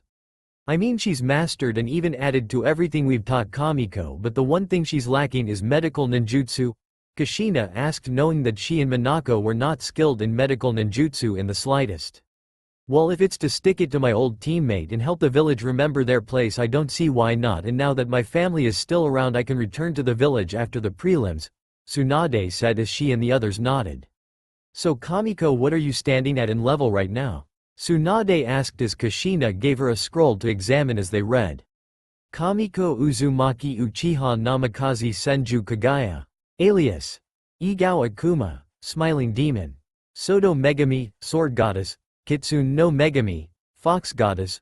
Ryu no Seiji, Sage of the Dragons. Age. 11. Unofficial Shinobi rank. High Kage. Status. S rank. Kenjutsu. Kage. Ninjutsu. Kage. Taijutsu. Kage. Fuinjutsu. Kage. Genjutsu. High Junin low Kage, capable of performing real genjutsu. Medical ninjutsu. N.A. Clan techniques. Kage. To say the least, the two women were shocked. A 10-year-old stood as powerful as a Sanin and was just slightly weaker than Kamiko's own two parents' SS status in the bingo book. The thought alone of how powerful she'd get before she returns to the village is what really made them wonder. So how about we get started tomorrow? I'm really interested to see what I have to work with, Tsunade said, getting a nod as Minako removed the seal that was placed under the table. 2 years 9 months later. So you guys want me to head to the village myself? Kamiko said with her sharp red eyes, changing her clothes slightly, making it a high-collar kimono top that was parted open slightly, showing her firm CC cup bordering D cup, wearing a black strapless bra underneath and black Anbu-styled pants with Anbu-styled shinobi sandals with her dragon sage cloak on her. Standing across from her stood Tsunade and Shizune, who were both noticeably younger, just peaking their early 20s, while Tsunade had a sword on her hip as her parents stood with them as Kushina said, "Of course, but it's only going to be for a couple of months. Besides, you need to give this to the Hokage so he knows we're on our way during the preliminaries." She nodded, giving each of them a kiss on the lips before vanishing in a burst of static. Hidden Leaf Village Gate. I'm lucky I learned Shunpo, otherwise that would have taken longer than I'm comfortable with, Kamiko said to herself as she walked to the gate, only to be blocked by the Eternal Gate guards Izumo and Katetsu. "Halt! Who are you and what business do you have in the village?" Izumo said, blocking her entrance. "I have returned from a training trip early and need to see the Hokage," she said, showing her identification, making them nod, allowing her to enter. While walking through the village, she had to resist a snarl as everyone greeted her like a best friend and human, while as Naruto she was given various derogatory terms. Ignoring them, she jumped up to the Hokage's office window and knocked, making the aged leader turn from his paperwork and showed his surprise to see his surrogate granddaughter before him, making him hurry to open the window, letting her in. Allowing her to walk in, he saw that Kamiko was taller than many of the genin of this generation, standing a good head and a half taller than Shino Aburame, the heir of the Aburame clan. Brushing any thoughts aside, he got up from behind his desk to hug her, saying, "Kamiko, look at you. I honestly wasn't expecting you for another couple of months. You have a good 3 months before the Chunin exams even start." She chuckled, saying, "Well, Gigi, I have finished my training early, and Kushina Ka-chan and Minako Ka-chan wanted me to come home early as they still had a bit to handle before coming back. You're looking at a full-fledged Sage of the Dragons, and I wanted to take over for my clone. How is he here anyway?" From the way Hiruzen groaned, Kamiko wondered just how bad her clone had it in her place when he said, "Well, Kamiko, you were placed on Kakashi Hitaki's team despite the request for you to be apprenticed to Anko. I was overruled by the council and elders, with just me and Danzo to vote against the idea, along with Mebuki Haruno to vote with us. I can't wait for the plan to come in motion so I can make this the village my predecessors aspired for." "Well, you won't have to wait long. Oh, and Gigi, the others wanted me to give this to you," Kamiko said, giving him a scroll as he unraveled it, reading the contents, making his eyes widen before calling for Neko. "Neko, could you summon Naruto? I need him for a moment," he said, getting a nod from her as she vanished in a swirl of leaves as Kamiko sat on the couch waiting while maintaining a conversation with him. "So how is little Konohamaru-chan? I haven't seen him since I was forced to leave your compound," she said, getting a chuckle. Well, Konohamaru has grown to be a fine young man, although his teacher Ebisu has filled his head thinking that there are shortcuts you can take to achieve your dreams, and he dreams of being Hokage, he said, making the young girl snort. "There are no shortcuts in life, and if you do wish to take shortcuts, then that means you just didn't want it bad enough to put in the blood, sweat, tears and frustrations necessary," she said, getting a nod from him as he smiled. "Yes, I remember your clone telling him something similar." After that moment he began to follow Naruto around calling him boss, he said, making her chuckle when Neiko and her clone returned as he turned. "Boss, you're back early, what's going on?" Naruto asked, making her explain as he nodded.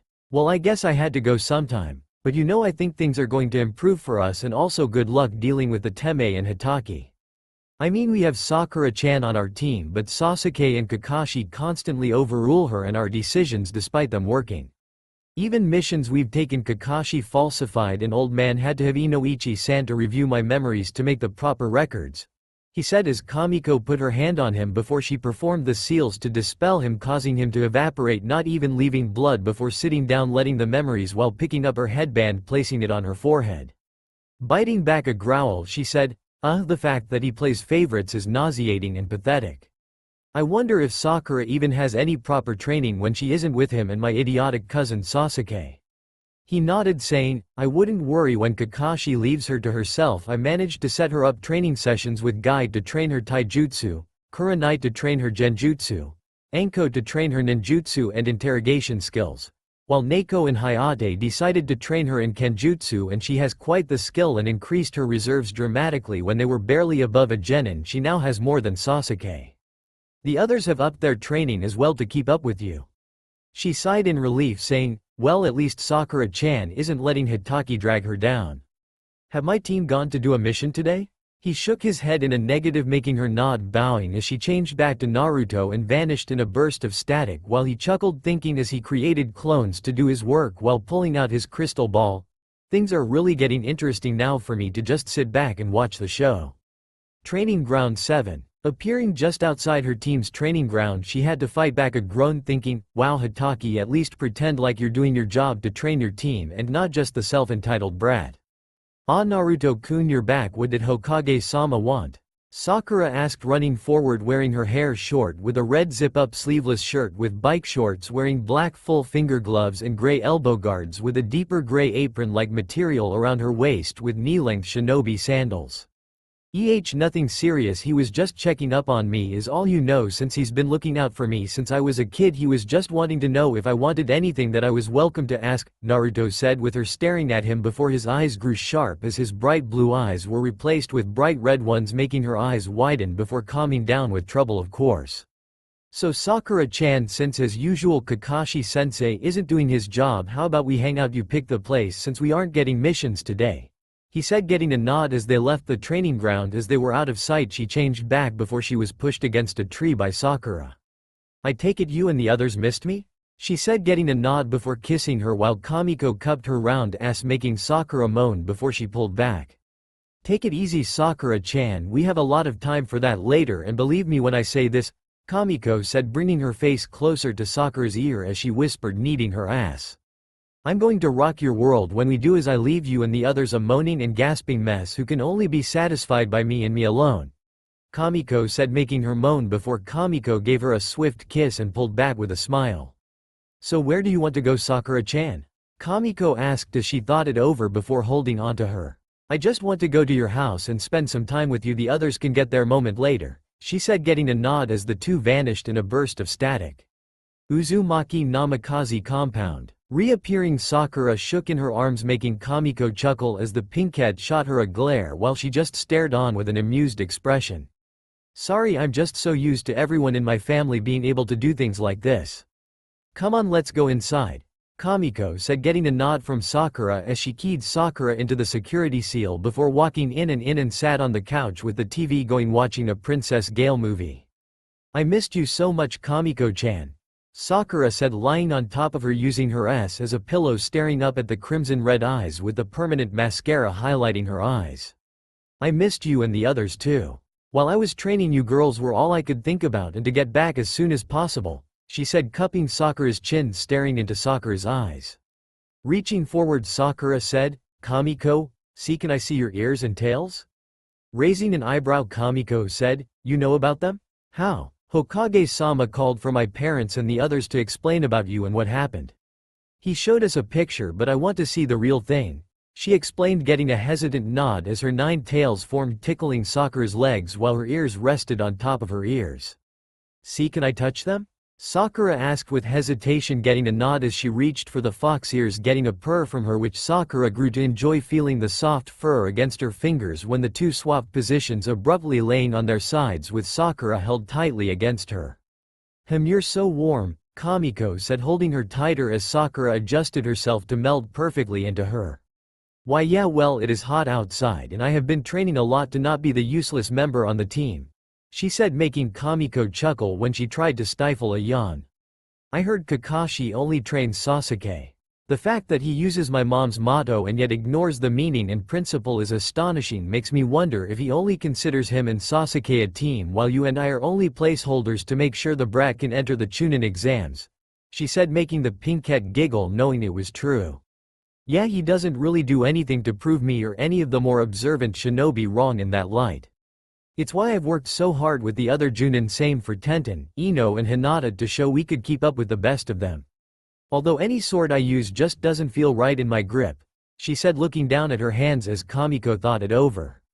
Well, there is an armory here in the compound filled to the teeth with weapons.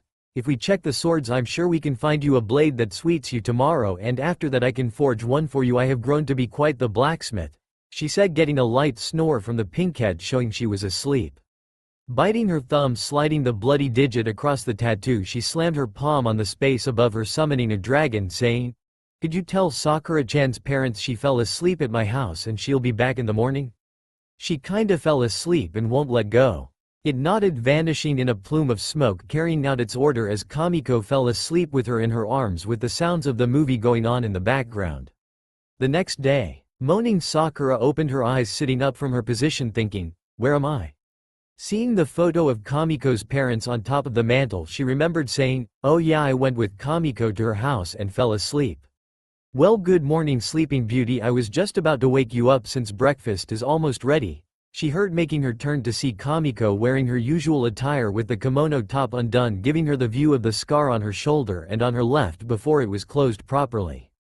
I sent a summons to your parents last night to tell them you fell asleep here. They were nice enough to add some clothes for today to save you time to run from here to your house, although I never pegged you for such a tasteful number, Kamiko said, holding up a black thong and bra, making the pinkette blush snatch them out of her hand. Oh come now, don't be embarrassed, we're both girls here, she said with a small grin as she fixed the two a hearty breakfast for the day.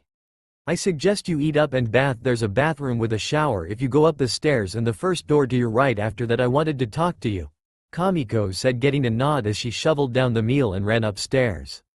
Maybe I should have told her it was only 4:25 in the morning.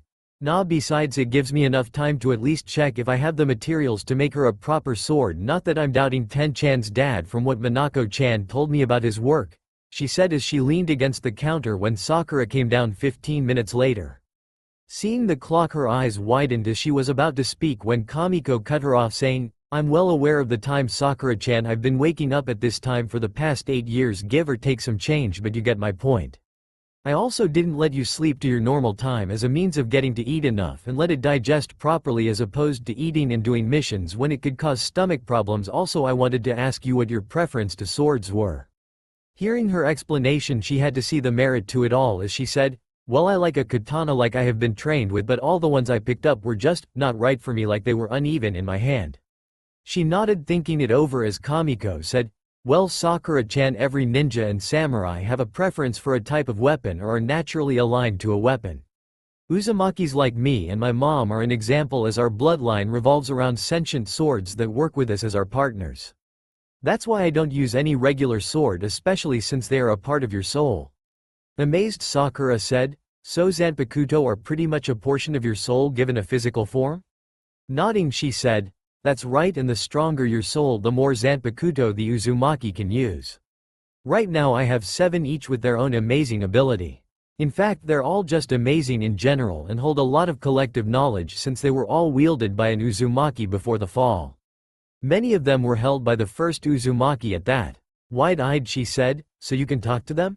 How?" "Well, as I said, they're part of my soul, so even they have a physical consciousness inside my mind where they have their own body.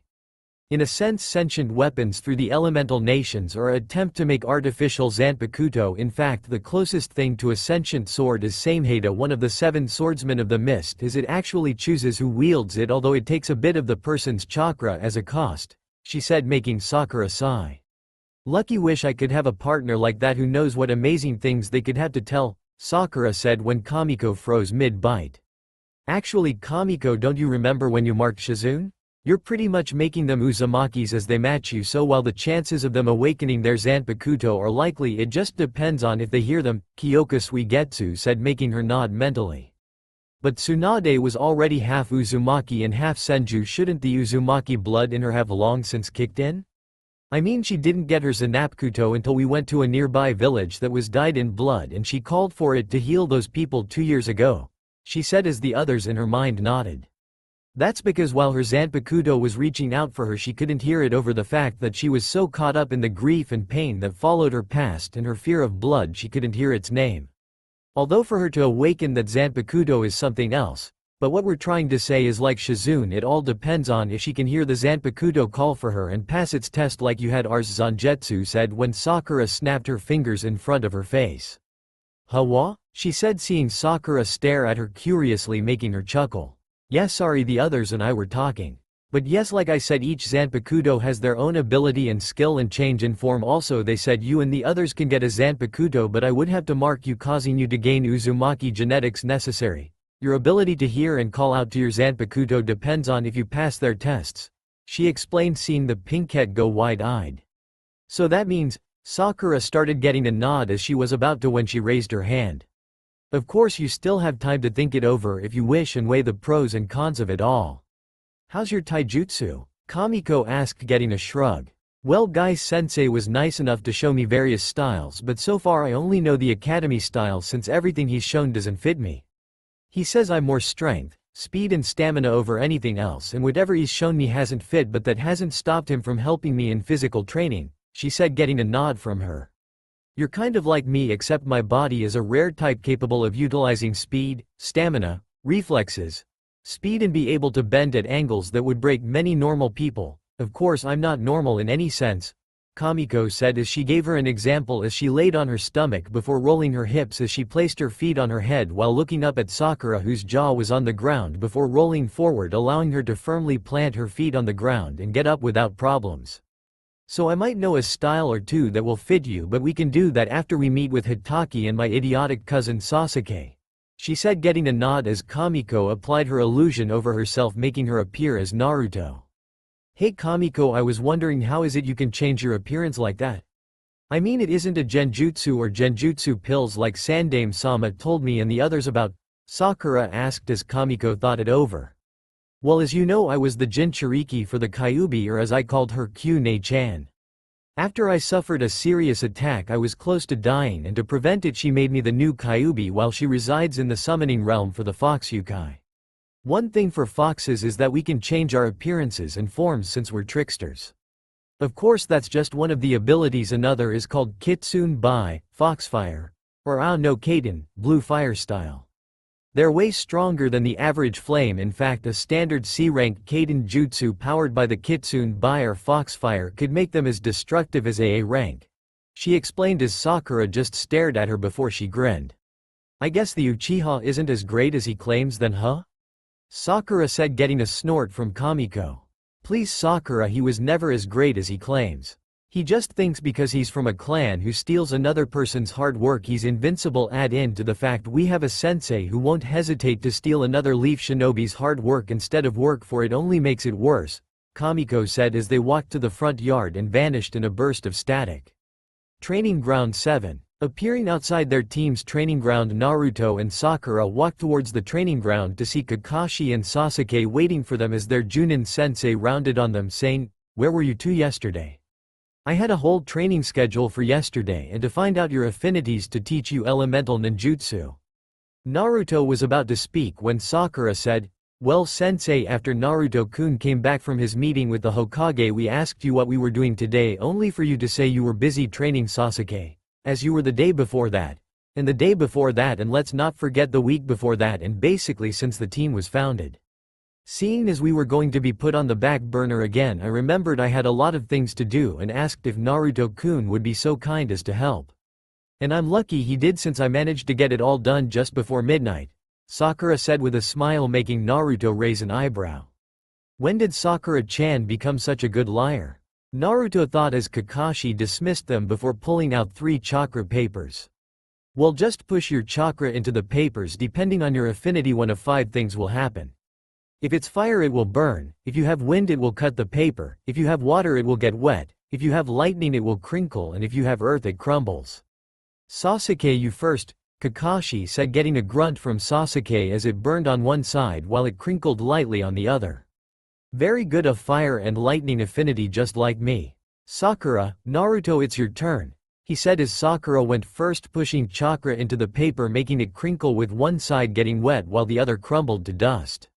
"Oh, a triple affinity for water, lightning and earth," Kakashi said as he and the others turned their attention to Naruto as he focused chakra into the paper, making it slice it into 3 sections as one was completely shredded. The other got so wet it turned to mush, while the last crinkled into a little ball with it giving off a white discharge. "And lastly, Naruto has 3 powerful affinities for water, wind and lightning. Seems like we have a perfect element wheel. Now here's how to perform the elemental training to convert your chakra to the element you hold," Kakashi said, giving Sakura and Naruto a scroll each on an element they had. "How much you want to bet he won't help us in learning the manipulation exercises?" Sakura whispered, getting a shrug as Kakashi walked off with Sasuke, making Naruto and Sakura roll their eyes. "Figured as much. I'll guess you already know how to harness your affinities?" Naruto said, getting a nod from Sakura. "Well, that makes things easier. So what do you want to do before we get down to training?" Naruto asked as Sakura snapped her fingers. "How about we go see the others? I know they'd be happy to know you're back, but I want you to go here and hide while I get them," Sakura said before whispering in her ear, getting a nod from the disguised blonde as the two took off in separate directions.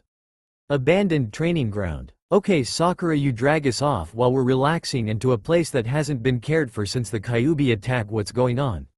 Ino asked, wearing her usual attire since the academy, consisting of bandages acting as underclothes, while she wore a purple skirt-like cloth and top with arm warmers, with her hair done in a short ponytail while her headband acted as a belt. "I agree, not that I don't appreciate you pulling me away from Kiba before I rendered him incapable of enjoying the pleasures of the flesh with a woman who's drunk enough to risk getting fleas from him," Hinata said, wearing knee-length Enbu-styled shinobi sandals, a pair of black short shorts with a gray belt, a light purple and lavender jacket left open showing her, which were covered by a fishnet top that stopped a little past her, while her hair grew longer reaching her back with the front still done in a Heim-style cut. "Trust me, you guys will love this surprise," Sakura said before turning to the women in front of her, showing Tenten, Hana and Anko as well. All 3 look as if they haven't changed. "Alright, you can come out," Sakura yelled when they heard a burst of static showing Kamiko standing next to Sakura with a soft smile on her face. "Hey guys, I'm back," she said when she was tackled by the others in a group tackle, holding onto her, causing them to become a mess of limbs. Hey, who's grabbing my ass?" she said, trying to get out of the pile of women on top of her before she fell into the ground before she reappeared next to Sakura in a swirling vortex. "Whoa, how did you do that?" Anko said, getting a chuckle from Kamiko before she flashed her dujutsu. "Trust me, my dujutsu makes the Uchiha's Sharingan look pathetic in comparison. But I digress. It's good to see you all again. Where's Sume-chan?" she asked, not seeing the Inuzuka matriarch. "Mom had clan business to deal with, so she couldn't make it, but I know she'll be excited to see you," Hana said with a kind smile on her face, while her inner animal thought, "Although I know for a fact Mom and I will be more than happy to be dominated by you, Kamiko-chan." "Alright, enough with the mushy highs, Foxy. How have you been?" Anko asked with a purr as she checked out the 13-year-old as Kamiko told them all about her training and the things she's done save for the explicit moments she had with her parents, cousin and her cousin's assistant and many others with 3 to 6 ways. So just how strong have you gotten training? Tenten asked, making an Uchiha-like smirk play on her lips. That you'll just have to find out for yourself, because for the time being I'm still Naruto Uzumaki, the dead last of the Konoha 12, until the Hokage feels like it's time for him to play his hand, she said before sniffing the air, ignoring the smell of honey rolling off them. She smelled smoke and ash as she turned to Anko. Hubbyheim, why do you smell like you just lit a place on fire? She asked, seeing Anko look down, sighing. I was on my way home before Sakura pulled me away as my place went up in smoke from a firebombing. I usually ask Nide-chan to let me crash at her place, but it's happened so many times I'd hate to have her think I'm abusing our friendship just for a place to crash, she said, making the others frown. Well, if you're looking for a place to stay, I know a place where you can stay as long as you want, and the best part, no rent necessary, although you will have to help with groceries or chores around the place from time to time, Kamiko said, making her and the others look at her. Seriously, who all lives there? The snake mistress asked, getting a shrug. Well, at the moment just one, but that might change quickly if things progress well enough. Also, the resident doesn't mind having extra roommates at her place so long as you help with chores now and again and keep your place clean, she said, getting an eager nod from the dango lover. You have anything packed, or was it all burnt in the fire? Kamiko asked, getting a nod, pulling a couple of scrolls from both pockets. It's happened so much I don't even unpack anymore save for dishes and other necessities I owned or used. After like the 4th fire I just said fuck it after that, so my valuables were on my person at all times, Anko said, getting a nod from the others, seeing the logic. Hey, how's the team going, Sakura, Kamiko? Ino asked, getting a groan from the two. We're just now learning about our chakra affinities and the manipulation exercises. He hasn't taught us any other form of chakra control, ninjutsu, taijutsu, or anything else save for teaching Sasuke the entire time. I honestly believe we're just placeholders so the Uchiha can be on active roster. Since the beginning he's only trained Sasuke, Sakura said, getting a nod from Kamiko. For someone who preaches about teamwork and loyalty, he sure does seem to be hypocritical about it all, since when we went on that C-rank mission he's only protected Sasuke while leaving me and Sakura to defend for ourselves, Kamiko said from the memory of her clone. How to think in a bordering S-rank Chunin is so lacking in terms of skill. Has he tried to fix any of your flaws? Hana asked, getting a negative. He knows I don't know a proper taijutsu style, but he just brushes it off and makes me and Kamiko fight Sasuke. Whenever he does something wrong or Kakashi sees something wrong in his stance or movement, he fixes it. When either of us did, he just ignores us or says I'm more aligned to medical ninjutsu or genjutsu, which I won't deny, but that's not going to help if I can't fight off my opponent who are blocking my way to my team or allies, Sakura explained as the others nodded. Hey Sakura, how about you fill them all in and I'm going to check in on Anko-chan's possible roommate to see if the room is good to go, Kamiko said, getting a nod as she vanished in a burst of static. So what did she want you to fill us all in on? Ino asked, curious, as were Anko and the others. Well, there's this thing with Kamiko-chan that she wanted to explain to all of us, she started as she told them about yesterday and the conversation they had earlier.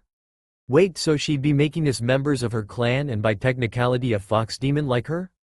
Tenten asked, getting a nod from the pinkhead.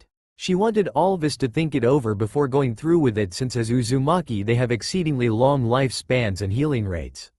Couple that with us becoming demons like her and mates, our lives are connected to hers, making us live even longer with us, possibly awakening their clan's ability, Sakura explained as she allowed the others to think it over. It would be sad to lose all of my old friends, but Hana said, with the others knowing what she was getting at. What are the odds of the others falling for her too? I mean, she oozes appeal that makes straight women fall to their knees. I mean, I don't want her forcing the others into getting in a relationship with her, but if they do it would help with the family and friend problem, Anko said, getting a nod when Tenten cut in. Isn't Hinata on a team with Kiba? I don't think that Alpha Dog is going to be too pleased knowing the Dobi is rutting in the sheets with his sister and mom, Ino said with a chuckle, knowing that Kamiko would show the delusional Inuzuka his real place as a something at the far outer end of the food chain. Well, I'm for it and I won't regret my decision. My dad always told me to never look back from my choices as what ifs. Just because I'll live longer doesn't mean anything to me, Ino said with Hinata, Tenten and Sakura nodding. Wow, kids have bigger stones than we do, Hana. That's just sad if I say so myself. I mean, hell, what does your old lady say about this? Anko asked, getting a groan. Yeah, mom would more than likely be for it. I mean, we Inuzukas are ruled by our instinct and to find a suitable mate, and from the time between when we meet her to the time we got back, no other man who approached us held a candle to the raw energy that could make her a true leader and mate. Hana said with her partners barking in agreement. So that just leaves you, Hana. What's your say on this? I mean, she was always a good girl. Despite having that professional air about her, she was always considerate to me when I guarded her. She never treated me like the rest of the village had, Anko said, showing a small smile not at all like her blood-loving crazy girl smile. I don't see a reason why I shouldn't. I can tell she has a good heart and would care for each of us equally. I also remember when Kurenai would talk about the times when she was at the Sarutobi compound, she'd see Kamiko when she was little watching over Konohamaru like a big sister, so I know she would be good with kids in the future. She said, thinking about it as her companions whined before nodding. I guess I'm all in too, she said as Anko patted her shoulder. Now that leads to a whole new problem entirely. Who gets her first? Tenten asked as the group looked between each other as they were about to fight when Ino coughed. How about instead of making this an all-out brawl, we just go with the opportunity should it arrive? Ino suggested, making Hinata deactivate her Byakugan while Hana calmed her dogs down before they started tearing into people. Damn it, Sakura yelled, getting their attention. What was with the sudden yell? Tenten asked, the question on their minds. I had my perfect chance last night if I didn't fall asleep on the couch with her. She yelled, gently tapping her forehead with her fist while the others laughed. Oh, that's funny shit, bubblegum, Anko said with a chuckle while Sakura blanched at the nickname, remembering when Anko was chewing gum one time and spat it out only to land in her hair, matching it perfectly until she washed it, noticing the sticky mess. We'll see how well you do since you're going to be her new roommate, she said, seeing her eyes widen. Ah, Sakura-chan, I wanted to surprise her for when we got home, they heard as she reappeared on a tree branch near them. Although if you're willing to go through with the contract, I won't stop any attempt you all make. I just want you all to be ready for when we do and not feel like you should, she said, getting a nod from the women. How would we go about the whole thing? Tenten asked when clones of Kamiko appeared in front of them with the original standing in front of Anko. Just hold still and brace yourselves, Kamiko said as she and her clones opened their mouths to show a pair of sharp fangs as they drew closer when they clamped down on their necks, making them hiss before they moaned as a warm sensation washed over them when a mark of a fox appeared on their collarbone. Pulling her fangs out, she handed them each a copy of the scroll her surrogate older sister left her before she returned to the demon fox realm as she said, "Come tomorrow you'll have become Uzumakis as well as foxukai like myself. In the scroll are techniques that you can learn, one of which you should perform the moment you wake up that will hide your features." Looking up at the sky, Hana and the others said, "Oh man, we gotta get home. I have to do overtime at the kennel. I've got to help my dad with those projects of his at the shop. Come by later, Foxy, if you need anything." Tenten said, running after Hana. "I've gotta help daddy with the shop today," Ino said, running as she gave Kamiko a kiss. "I have to train today and the last thing I need to hear is the elders getting on my case over something stupid," Hinata said, giving her a kiss before leaving with a sway in her hips. "You've corrupted my shy and timid Usagiheim," Kamiko said, staring at Anko, who whistled innocently with a halo over her head. "I've done no such thing, believe me. As much as I would have loved to get her out of her shy shell, I had no hand in this, I'm ashamed to admit. The Hinata you see is all her own handiwork, although me and the others did help with her wardrobe a bit to fit her outgoing personality. Pretty much a look but can't touch deal," Anko explained as Sakura nodded. "Well, anyways, how about we show you your new place?" Kamiko said, getting a nod from the snake summoner as she put a hand on both of them. "Brace yourselves," she said as the two vanished in a burst of static. Uzumaki Namikaze compound. "Welcome to your new place. Of course we have to have the seal recognizes your chakra signature so you can enter and leave without problems. Apparently my parents knew how to make some wicked security seals and this is one of their finest," Kamiko explained as she took Anko's hand while placing it on the seal, letting it register Anko into the matrix. "Welcome to your new home. I got a room all set up for you, as I do you, Sakura, and the others should you want to move in at any time," Kamiko said to Sakura, who smiled. "I'll show you to your room and let you get settled. After that we can all eat. You staying again, Sakura-chan?" Kamiko asked, getting a shrug from the pinkhead as they walked in and followed her to Anko's room and Sakura's room as well, which was next door. This is your room, Anko-chan. If you wish to do some changes to fit you, feel free to do what you want. Same for you, Sakura-chan, Kamiko said as Anko's door opened, showing a large room, giving it the feel of a large apartment with a large queen-sized bed in front of a desk with a few dressers next to her bed and desk with a walk-in closet. Each room also has their own bathroom with a working shower, while we also have an outdoor bath outside if you want to bath there, Kamiko said as their eyes widened at the knowledge. Well, you two get settled with your rooms and I'll get dinner ready, she said, walking out of the bedroom to the kitchen as she got to cooking. So who do you think will awaken a Zanpakuto? She asked her companions. Since you marked them, their souls have become more fortified. I wouldn't be surprised if they all gained a connection to one. It just depends on who ends up with them. Memory serves, many of them didn't get along with their partners due to their conflicting personalities, due to them not liking how their Zanpakuto act or their change in form. Soda no Shirayuki said, remembering how many of her brethren were shunned due to their change in form or what they represented. Seriously? I mean, you guys are amazing. Change in form, ability or no, why wouldn't they like you? Kamiko asked, getting a sigh from her companions. That's just how it is for us. Our power alters severely depending on us and our partner clashing. Some Zanpakuto drain energy from their opponent to heal themselves. Some use an element that are outside the wielder's own, or our fighting styles conflict. Some prefer fighting face to face and others don't. But you're a different matter entirely, as you actually went out of your way to learn how to fight with us and to incorporate our abilities into your style, Zangetsu said. Well, we're partners and friends. I respect you guys and everything about you all. I also wanted to show you that I am worthy of being your partners, just like I have faith that whatever Zanpakuto becomes their partner, they will become as great friends as we are, Kamiko said, making her partner smile. So what are you making today? Hyotonuzumaki asked, in her mind smelling the meat cook. Stir-fried steak with rice and peppers, she said, checking on the peppers in a separate pan, cooking as was the rice in a rice cooker. Man, that smells good, Anko said, coming down from the stairs with Sakura beside her, nodding. So you guys like your rooms? Kamiko asked, getting a nod from the two, stating they'd need to do some personalizing to their rooms to give it their own flair. Thanks. One of the many things I learned to do while training for the past 8 years was cook. I was going to tell this to you and the others, but for now, since you're here, I was going to teach you all the techniques of our clan before the Chunin exams. Of course, I'll get to telling you all when we get together again, she said, making a plate for everyone. I also have a bit of a disclaimer for all of you, Kamiko said, making them stare at her with a curious expression. What's up, Foxy? I mean, we become Uzumaki and Fox Yukai on top of that, which is fine, but what else is there? Anko asked, with Sakura wondering the same. Well, one of the things Uzumaki were known and feared for were their near-limitless reserves.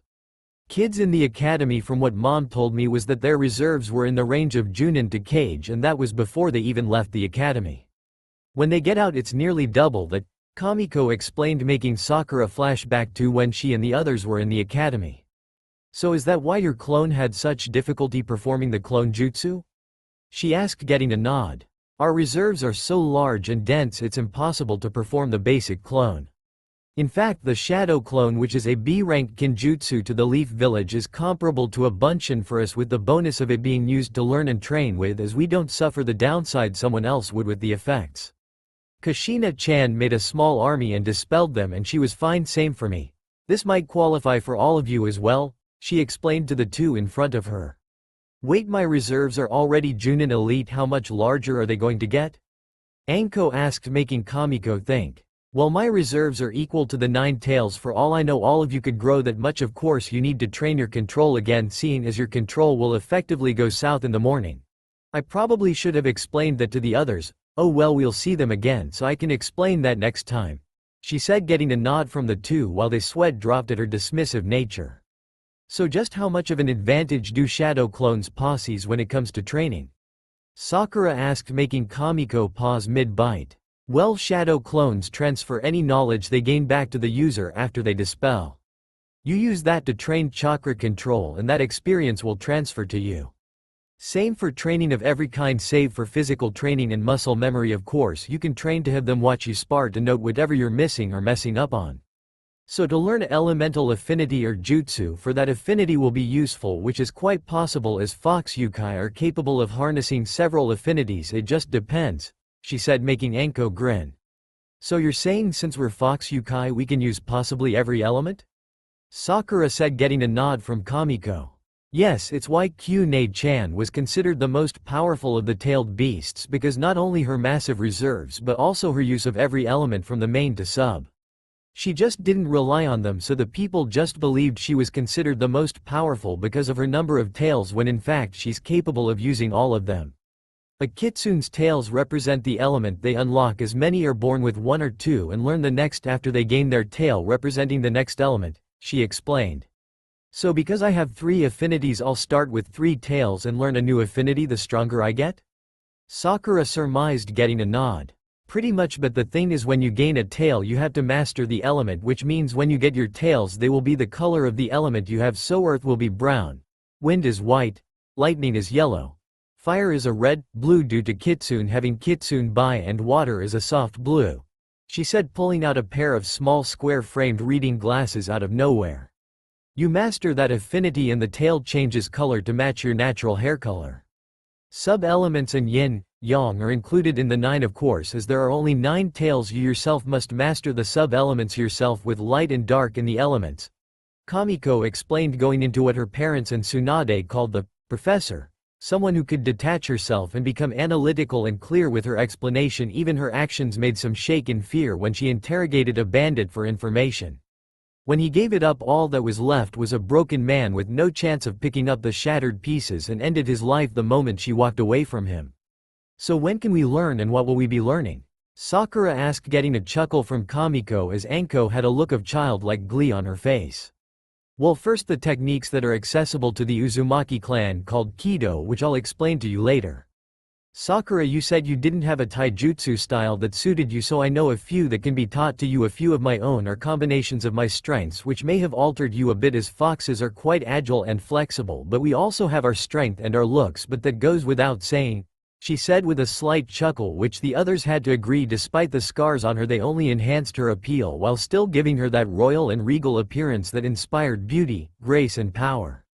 I'd suggest Kenjutsu, but it depends on your Zanpakuto and its abilities. I have 2 Zanpakuto that change its appearance. One turns into a single-fingered claw while the other turns into a tanto, and developing a style for them took a lot of time to do, so if you and the others awaken your partner and learn their name we can go from there, she said, getting a nod as the 2 wondered what her Zanpakuto are capable of. If you both want, tomorrow we can start training early and have clones work on your chakra control and learn more jutsu for your affinities. The better you get, the more likely you'll gain your next tail and affinity, she said, taking their plates and putting them in the sink, leaving a clone to handle the mess. Actually, if what you say is true, then that would be best, to have our clones work on our reserves and the techniques to at least get the hang of the techniques as well as jutsu. Not too many to make Kakashi suspicious, but enough to pass for a genin, Sakura said, making them nod. Wait, how bad is your sensei? I mean, I know he's just training the Uchiha, but to make you want to keep your skills at a minimum, why? Anko asked, knowing she and Sakura talked about Kakashi and her team, but to hear her comment about keeping her techniques to a minimum made her curious. Ever since Sasuke activated his Sharingan, Kakashi has been training Sasuke even more. At least he would try to cover it up, but now he just doesn't care. Today we learned our affinities, or more so Sasuke learned his. Have been known my affinities, and obviously Kamiko, you know yours. Sakura started as Kamiko nodded. But months after our team was made he hasn't put the effort to teach us our affinities, so obviously I asked others to help me. The reason I don't want to learn too many jutsu is because Sasuke and Kakashi will become curious to know how I know so many and who's teaching me, and follow me around to learn how and copy the jutsu with their Sharingan, she explained, getting a cough from Kamiko. Actually, I know how to remedy that little problem, which will effectively stop Sasuke's and Kakashi's Sharingan abilities as well as their copy abilities. My Fuinjutsu has grown to be as good as my parents', so I can fit all of you with 1 even gravity and resistance seals to improve your physical abilities like I was for training, she said, getting a nod from the 2. Alright, then we can get to work early in the morning, and when we come back I'll fit you all with gravity and resistance seals. We can see if the others wish to stay for the night to do the same and work on their taijutsu and such, Kamiko said as she stretched, pushing her chest out, making the 2 stare at her. Come on everyone, time to sleep, and in the morning be ready because I intend on dragging you all through the proverbial ringer, she said, walking up the stair to her room as they shrugged, following after her to prepare for the next day. Over the 2 months the girls have all grown stronger under the unaware eyes of the more curious and unsavory ninja in the village who were for the idea of Kamiko being a chained pet to fight when they ordered. Tenten, Sakura, Anko, Ino, Hinata and Hana all awakened a Zanpakuto which they were happy about with their partners. Despite them having a few differences with their partners' personalities, they learned to get over it. Sakura and Ino's taijutsu have grown thanks to the use of the gravity and resistance seals Kamiko placed on them, bringing their taijutsu skill to Tokubetsu Junin level thanks to their growth in physical ability after becoming Uzumaki and Yukai. Tenten had improved her repertoire, learning more than just weapons, and had an impressive amount of ninjutsu to use. Hinata had added the Hakuda of the Uzumaki clan into her Hyuga taijutsu, making it more frightening than it already was in her hands, much like Anko had, adding the snake style to it, focusing for clear point precision. Uzumaki Namikaze compound. How can she get up this early without being tired? Sakura asked, walking out of her room after getting the okay from her parents to move out while making daily visits, wearing a pair of loose pink pajama pants and a sports bra supporting her growing low C cup. Screw that, look at how fit she is. Shit, she makes most Junin look like regular genin in terms of physical fitness. Anko said, wearing her usual attire of a pair of black panties showing her slim figure and large ass with a fishnet shirt, as they stared long and hard at Kamiko wearing a pair of black karate pants with a white sash and a blood-red tube top on, showing the scars on her body, with the most visual being the one on her left and the one just on her right collarbone, with what seems as an X-shaped scar peeking up on her right hip, with her long fox ears and 9 tails out for the world to see, and 6-pack on her feminine athletic build. You've commented on that quite often with the others, but the sight is far from unwanted, Sakura commented, getting a nod from Anko. So Sakura-chan, what do you think we're doing today? More chakra control exercises, or perhaps he'll actually teach us some ninjutsu or something? Kamiko asked in her Naruto disguise, getting a shrug. So long as it's something I don't care what, just as long as he doesn't waste more of our time just making us run through chakra control exercises, Sakura said, sitting with Kamiko leaning against one of the stumps while Kamiko twirled a kunai on her finger. Lifting their heads, they sensed Kakashi as Sakura said, "Wow, you're actually on time, sensei. What's the occasion? A new copy of your smut is out." Ignoring the jab at his precious, he said, "Signed you 3 up for the Chunin exams. All that's left is for you 3 to sign these and be at the academy tomorrow." Handing the 3 a sheet of paper, he took Sasuke and vanished, leaving the last 2 members of the team to themselves. We already knew about the Chunin exams, but seriously, to wait until the last day to give us these papers? Sakura said, getting a nod from Kamiko. Well, I wouldn't worry, all of us are more than capable of handling a few genin at the most. You and the others grew from genin, your various Chunin skill levels, to mid-Junin thanks to your new Uzumaki blood in you, making your stamina grow, letting you train more, Kamiko said, getting a grin from Sakura, knowing the girls used their new stamina in not only just training but also the physical aspect. So want to go see the others, Kamiko? Sakura asked, getting a nod from the disguised woman as they left the training ground. Abandoned training ground. So wait a second, you guys are just now getting the sign-up form for the Chunin exams the day before it happens? I mean, we all knew about it beforehand, but he could have at least given it to you all last month to think it over, since the Junin made their request for our teams last month, Tenten said, getting a shrug from Kamiko and Sakura. We really aren't worried. I mean, we all stand at least at mid-Junin or higher in certain categories of skills. I see this as a plus, since if we get promoted we can leave our team, Sakura said, leaning against a tree. I agree. I mean, if we show skills Kakashi hasn't taught us, his teachings will be called into question by the shinobi, civilian and elder council, and while a few will be in Kakashi's court, we'd hold most of the hand, since Danzo, the old man, and the others will be on our side. Best case scenario, he gets his license revoked and his Sharingan removed, worst case he gets demoted and his Sharingan sealed, Kamiko added, as the acts he's made are considered treasonous and are high crimes that bring about high consequences.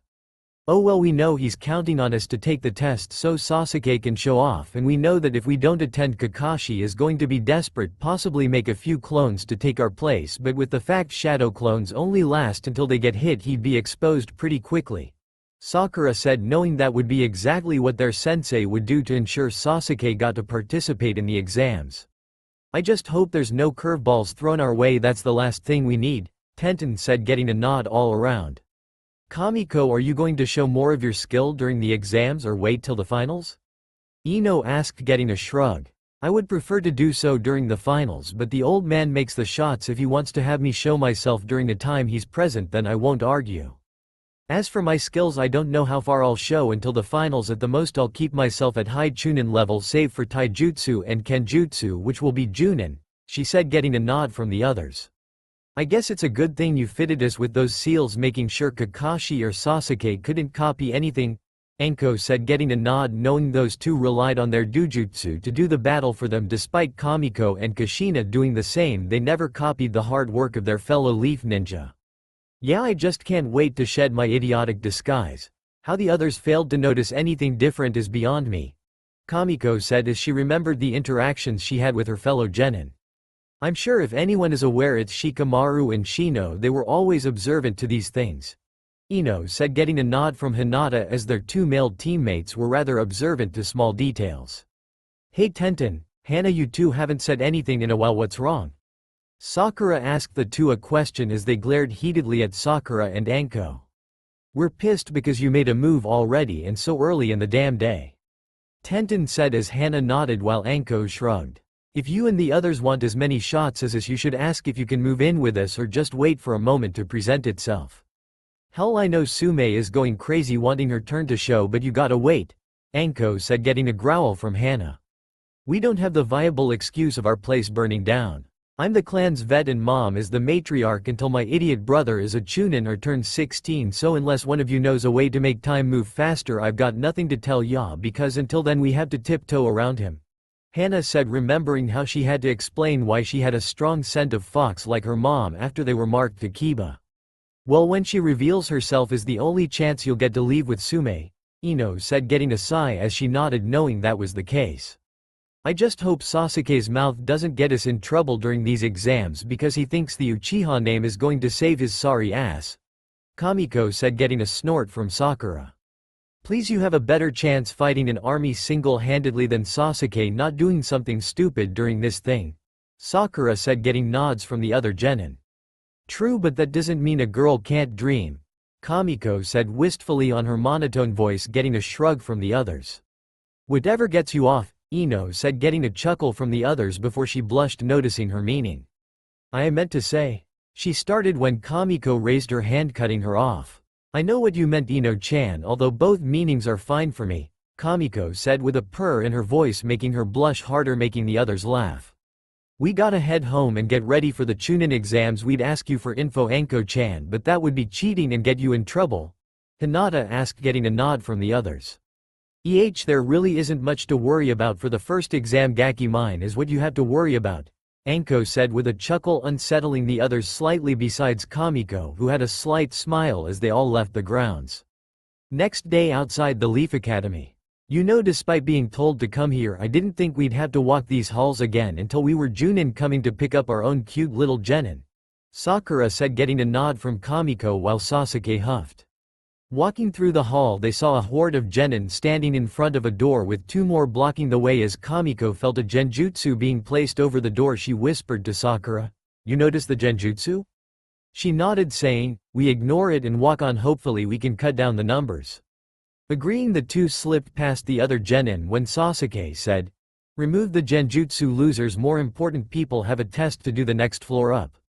Groaning, Sakura slapped her forehead as Kamiko shook her head as they saw Tenten and Lee, causing them to wave as they spotted their friends, or as Lee calls Kamiko his eternal rival, much to her regret, but she had to admit he'd be her toughest opponent since he trained his body beyond its limit to let him be able to fight against an opponent capable of using ninjutsu and genjutsu. "Maybe you should have followed your two teammates since they noticed before you, oh great Uchiha," one of the two genin said, making him snort. "Please, those losers can't find their way out of a paper bag without me," Sasuke said, making the two roll their eyes. "And yet they had more sense than you, an elite as you like to call yourself. Such a thing is laughable. If the elite didn't see a trick and follow your teammates who had the better idea as to sneak past and weed out the competition, but since you opened your mouth you made these exams all the more difficult for you and your team," the other genin said as he and his friend left the hall, as the number above the doorway read, 203. "You are Sasuke Uchiha, aren't you?" They heard seeing Lee pointing to Sasuke making him grin as Kamiko and Sakura had a grin of their. Hey, another notices my clan's greatness, Sasuke said, making his team groan while Kamiko and Sakura stood next to Tenten and Neji Hyuga. I challenge you, Lee said, getting a snort from the Uchiha as he followed when a random genin tapped the two genin on the shoulder. Shouldn't you be, I don't know, trying to stop him? He said, making Kamiko and Sakura look at each other before Kamiko sighed. No, wait, don't go, I did my best, she said, getting a sympathetic pat on the shoulder by Sakura and Tenten, making the genin sweat drop before following his team. Shouldn't you stop your Uzumaki? Neji asked, getting a shrug from the disguised woman. He's an arrogant piece of shit. If anything, Lee knocking him around will knock him down a few pegs and humble him. Or kill him. I'm not impartial to either, Kamiko said, getting a sweat drop from the branch house Hyuga. We still need him to enter the exams, Naruto-kun, Sakura said, saying her disguise's name, getting a shrug. Fine then, so long as he's capable of participating, Lee can knock him around a bit.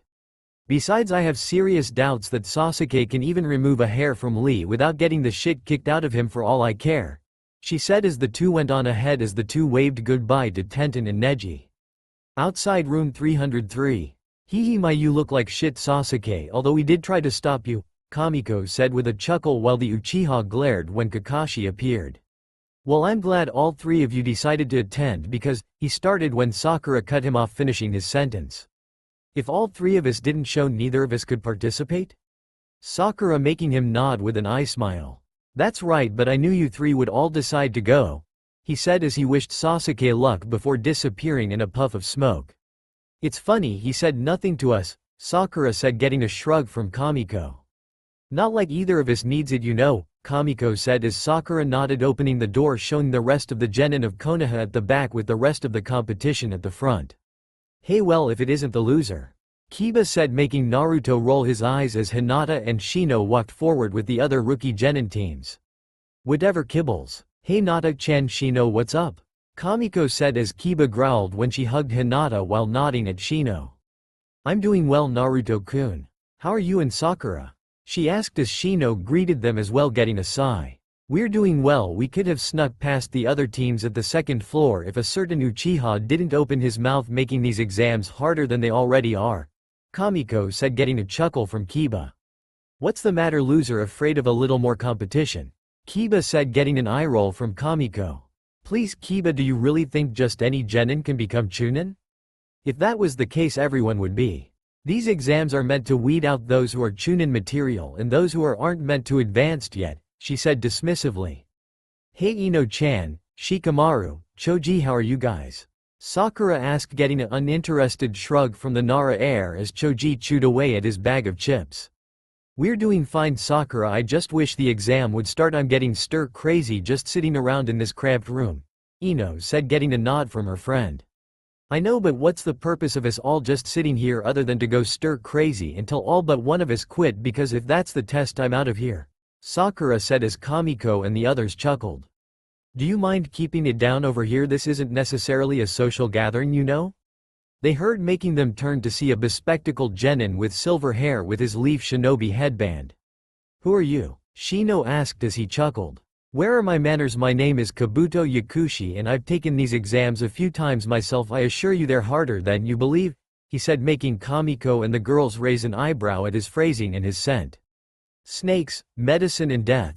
Either Habiheim has an apprentice nobody knew about or he has something to do with that Kusa Kunoichi that's been eyeing the Uchiha, Kamiko thought, noticing the Kusa genin stare at Sasuke, as were the Auto team.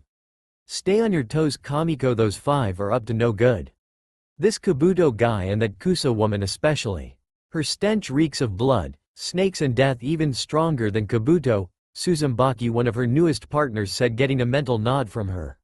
So how many times have you taken this exam? 10, 2, 3.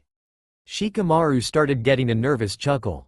This will be my 7th attempt to date, he said, scratching the back of his head, making Kiba bark out in laughter while Akamaru shook his head at his partner's antics. Now that's really strange. Despite these exams being difficult, for someone not to have advanced in 7 attempts means he's either very stupid or, Zanjetsu started, getting a nod from Kamiko.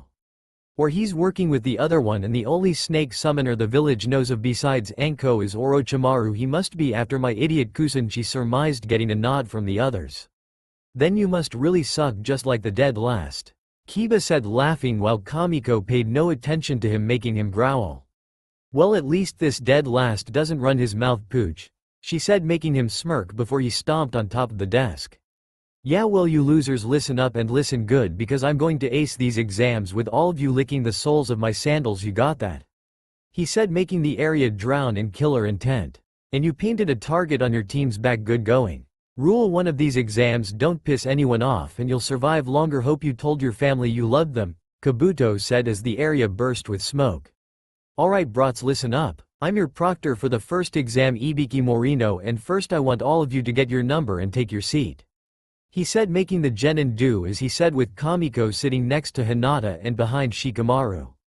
Alright brats, for the first exam you are given 9 questions to answer, and after I tell you to put your papers down I will issue the 10th and final question. Got me? Good. Now for the rules: you get caught cheating you lose a point, get caught 3 times and your team are out of the exam. You may start now, he said as he leaned against the desk while Kamiko looked down at her questions. These are questions no genin can answer by any means unless they were like Sakura with book smarts to spare, she thought as she noticed a few of the genin had already finished their tests, making her count the participants. Wait, those 3 already finished and there's an odd number of genin, so they aren't participants. Okay, analyze what he said: you get caught and you lose a single point, get caught 3 times, and he wants us to cheat without being noticed, she said before her eyes flashed to one of the finished genin's papers and memorized everything he had before writing it down on her own paper before writing a little note. Watching Ibiki clip off team after team, Kamiko kept count, thinking, wow, in the first half hour the 36 genin here was dropped to 23. As the clock ticked, Ibiki said, alright brats, pencils down. Time for the final question. Now do know that if you fail this question not only will you be kicked out of the exam but you'll be banned from the exams forever, he said, making the room go up in outrage save for the KUSA Kunoichi, Kabuto and his team, as well as Kamiko and the others. What, you can't do that? Kiba yelled, getting a snort from Ibiki. Shut the fuck up Brad, in here I make the fucking rules. If you aren't ready to put your pride on the line then you can just leave now, he said, making them hesitate as Kamiko snorted, getting his attention as another 3 genin dropped. Well, I don't know about the rest, but if they're gullible to fall for the ploy, well played, mind you, Ibiki-san, but if they used the gray matter between their ears they'd know that only the Kage and the Chunin in charge are permitted to make the call on if a genin team is allowed to take the exam. But good show, I'd give you an A for effort and a B- for execution. Maybe if you added a bit more killer intent you'd get me, but if you're done wasting everyone's time can we continue? She said, making him growl before smirking. Are you sure about that, kid? Now's your and everyone else's last chance to back out, he said, getting a snort from her. I don't back out from anything and an Uzumaki never gives up on anything. Do your worst, she said, making him chuckle. Well, seeing as the rest of you don't intend on leaving, I have to say, congratulations for passing the first test of the Chunin exams, he said, making the others stare at him. Wait, but what about the 10th question? The Kunoichi from Suna asked, getting a chuckle. There was no 10th question per se. It was to see if you were willing to go into a mission without the information and to continue even with a high price should you fail, such as early in my comment on you not being able to advance through the exams, he said when a shadow started to form outside the window close to Ibiki as it exploded in a shower of glass when a large tarp blocked their view of the exam proctor. Anko really went all out to make an impression, huh? Kamiko asked her partners, getting a nod seeing the words painted in white paint. The Chunin exam's second proctor, the sinfully Anko Mitarashi.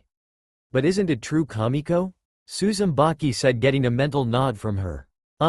Anko, you're early by a good 15 minutes, Ibiki said, making her scratch the back of her head as he rolled his eyes before she counted the teams remaining. Wow, Ibiki, you're slipping to let 20 wet behind the ears genin to get past you. I mean, last year hardly 10 got into my exam, she said, making him chuckle. Well, maybe it's because we have a promising crop this year, he said, making eye contact with Kamiko, which she noticed before grinning. Well, don't worry, I'll cut these greenhorns down by half when I'm done, she said with a sadistic grin, making the other genin shiver. Alright brats, listen up, meet me at training ground 44 in the next half hour. If you're late you might as well head back to your village, she said, vanishing in a shunshin. We should get going. Hinata said to Kamiko as she and the others followed after her out the window. Anko crashed in from as Ibiki collected the tests. He noticed Kamiko's note. Dear Ibiki Morino. Leaf Genin Kamiko Uzumaki here. Before you started the test I picked up a common scent from a leaf Genin Kabuto Yakushi that had a strong scent of blood, death and snakes including medicine. I wanted to say that he has been in these exams 7 times and yet he hasn't passed once, and he even has a scent familiar to the Kusa Kunoichi with a straw hat on her head and the Auto Genin, although they are lighter than the Kusa Kunoichi who is practically saturated in it. I suggest you bring this up to Hokage Gigi while I give a heads up to Enko-chan knowing her negative history with the Sannin. Reading this he said, get this to the Hokage and be on guard. Whatever Orochimaru is doing here for can't be good. Stay by him at all times. The overseers nodded as they jumped out the window running towards the tower as he thought, Orochimaru, just what are you up to? A minute later, what the hell do you mean you don't want me acting against Orochimaru? Anko said, making Kamiko sigh knowing she'd react this way. I don't want you acting against him because of your curse seal. After studying it I noticed it holds similar properties of the Hyuga's slave seal. Even though you've grown to be stronger and even to be on par with him after 3 months, possibly even stronger, but as long as that seal is on you he can win. I've almost finished the method to remove it, but I just need you to wait for me to take the thing off, she said, making Anko growl before looking into Kamiko's eyes before nodding. Fine, I won't go after him, but if you get the chance I want you to make him suffer, she said, getting a nod from Kamiko when they noticed the other genin arrive. Well, time to start the second exam, she said as she announced the rules to the genin as they filled out the liability waivers and received their scroll as Team 7 acquired a heaven scroll. And just one final warning, she said as the light flickered from the 3 red lights to the green. Just don't die, she said as the gates flew open as the genin teams flew through them, bringing the second exam to a start. Half an hour later. Okay, now I'm pissed. 5 teams in a half hour and no earth scrolls, Sakura said, picking up their 6th heaven scroll as Kamiko nodded. I agree. I mean, I know the odds of teams are high, but even with the amount of genin participating we should have run into at least 1 earth team, Kamiko said, getting a snort. Sasuke. It doesn't matter how many we face, they will all fall at the might of the Uchiha clan, Sasuke said, getting an eye roll from his 2 teammates. Are you sure he passed his mental examination? I'm serious, he has more problems than some of the people in the mental ward. How is he here? Sakura asked, getting a shrug. Your guess is as good as mine, but I think many in the village bribed the one in charge or altered the report, because I know for sure that many with less problems than Sasuke failed the examination, Kamiko said as they continued forward. Yeah, Sasuke, just don't let the might of the Uchiha clan get us in trouble because of your mouth, Kamiko said when a large gust of wind blew through the clearing, knocking Kamiko farther from her team.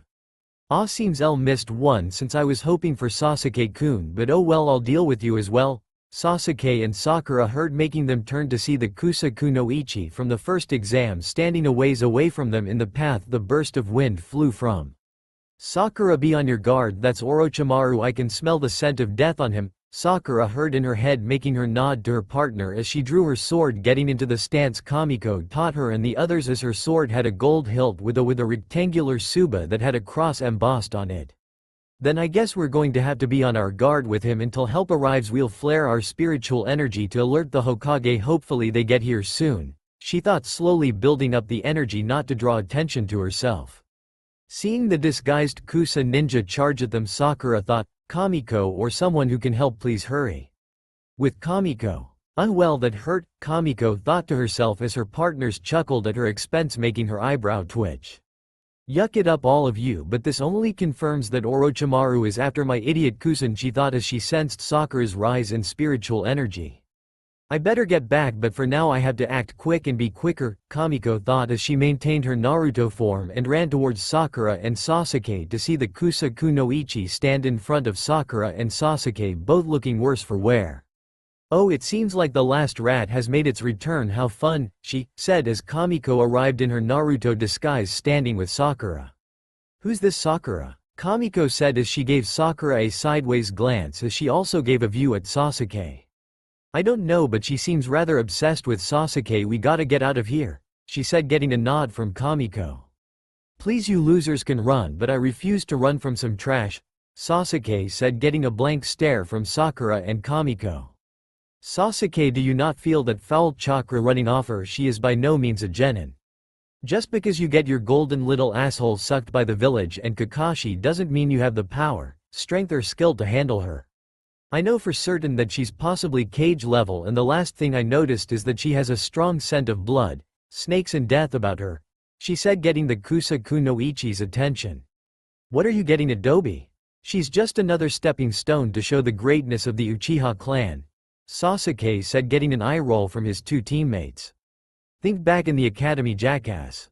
The three Sannin of the Hidden Leaf Village, Tsunade Senju the Slug Princess and the women with Herculean strength, Jiraiya the Toad Sage of Mount Myoboku, she said, counting off the first two known Leaf Ninja. And the Snake Sannin Orochimaru, former member of 3rd Generation Team 7, former Chunin of Konoha and S-rank missing ninja known for his demented experiments and projects in harvesting bloodlines in the attempt to create the perfect body that lets him use every form of jutsu, she said, getting a chuckle from the Kunoichi who grabbed her face. Tell me, boy, how do you know so much?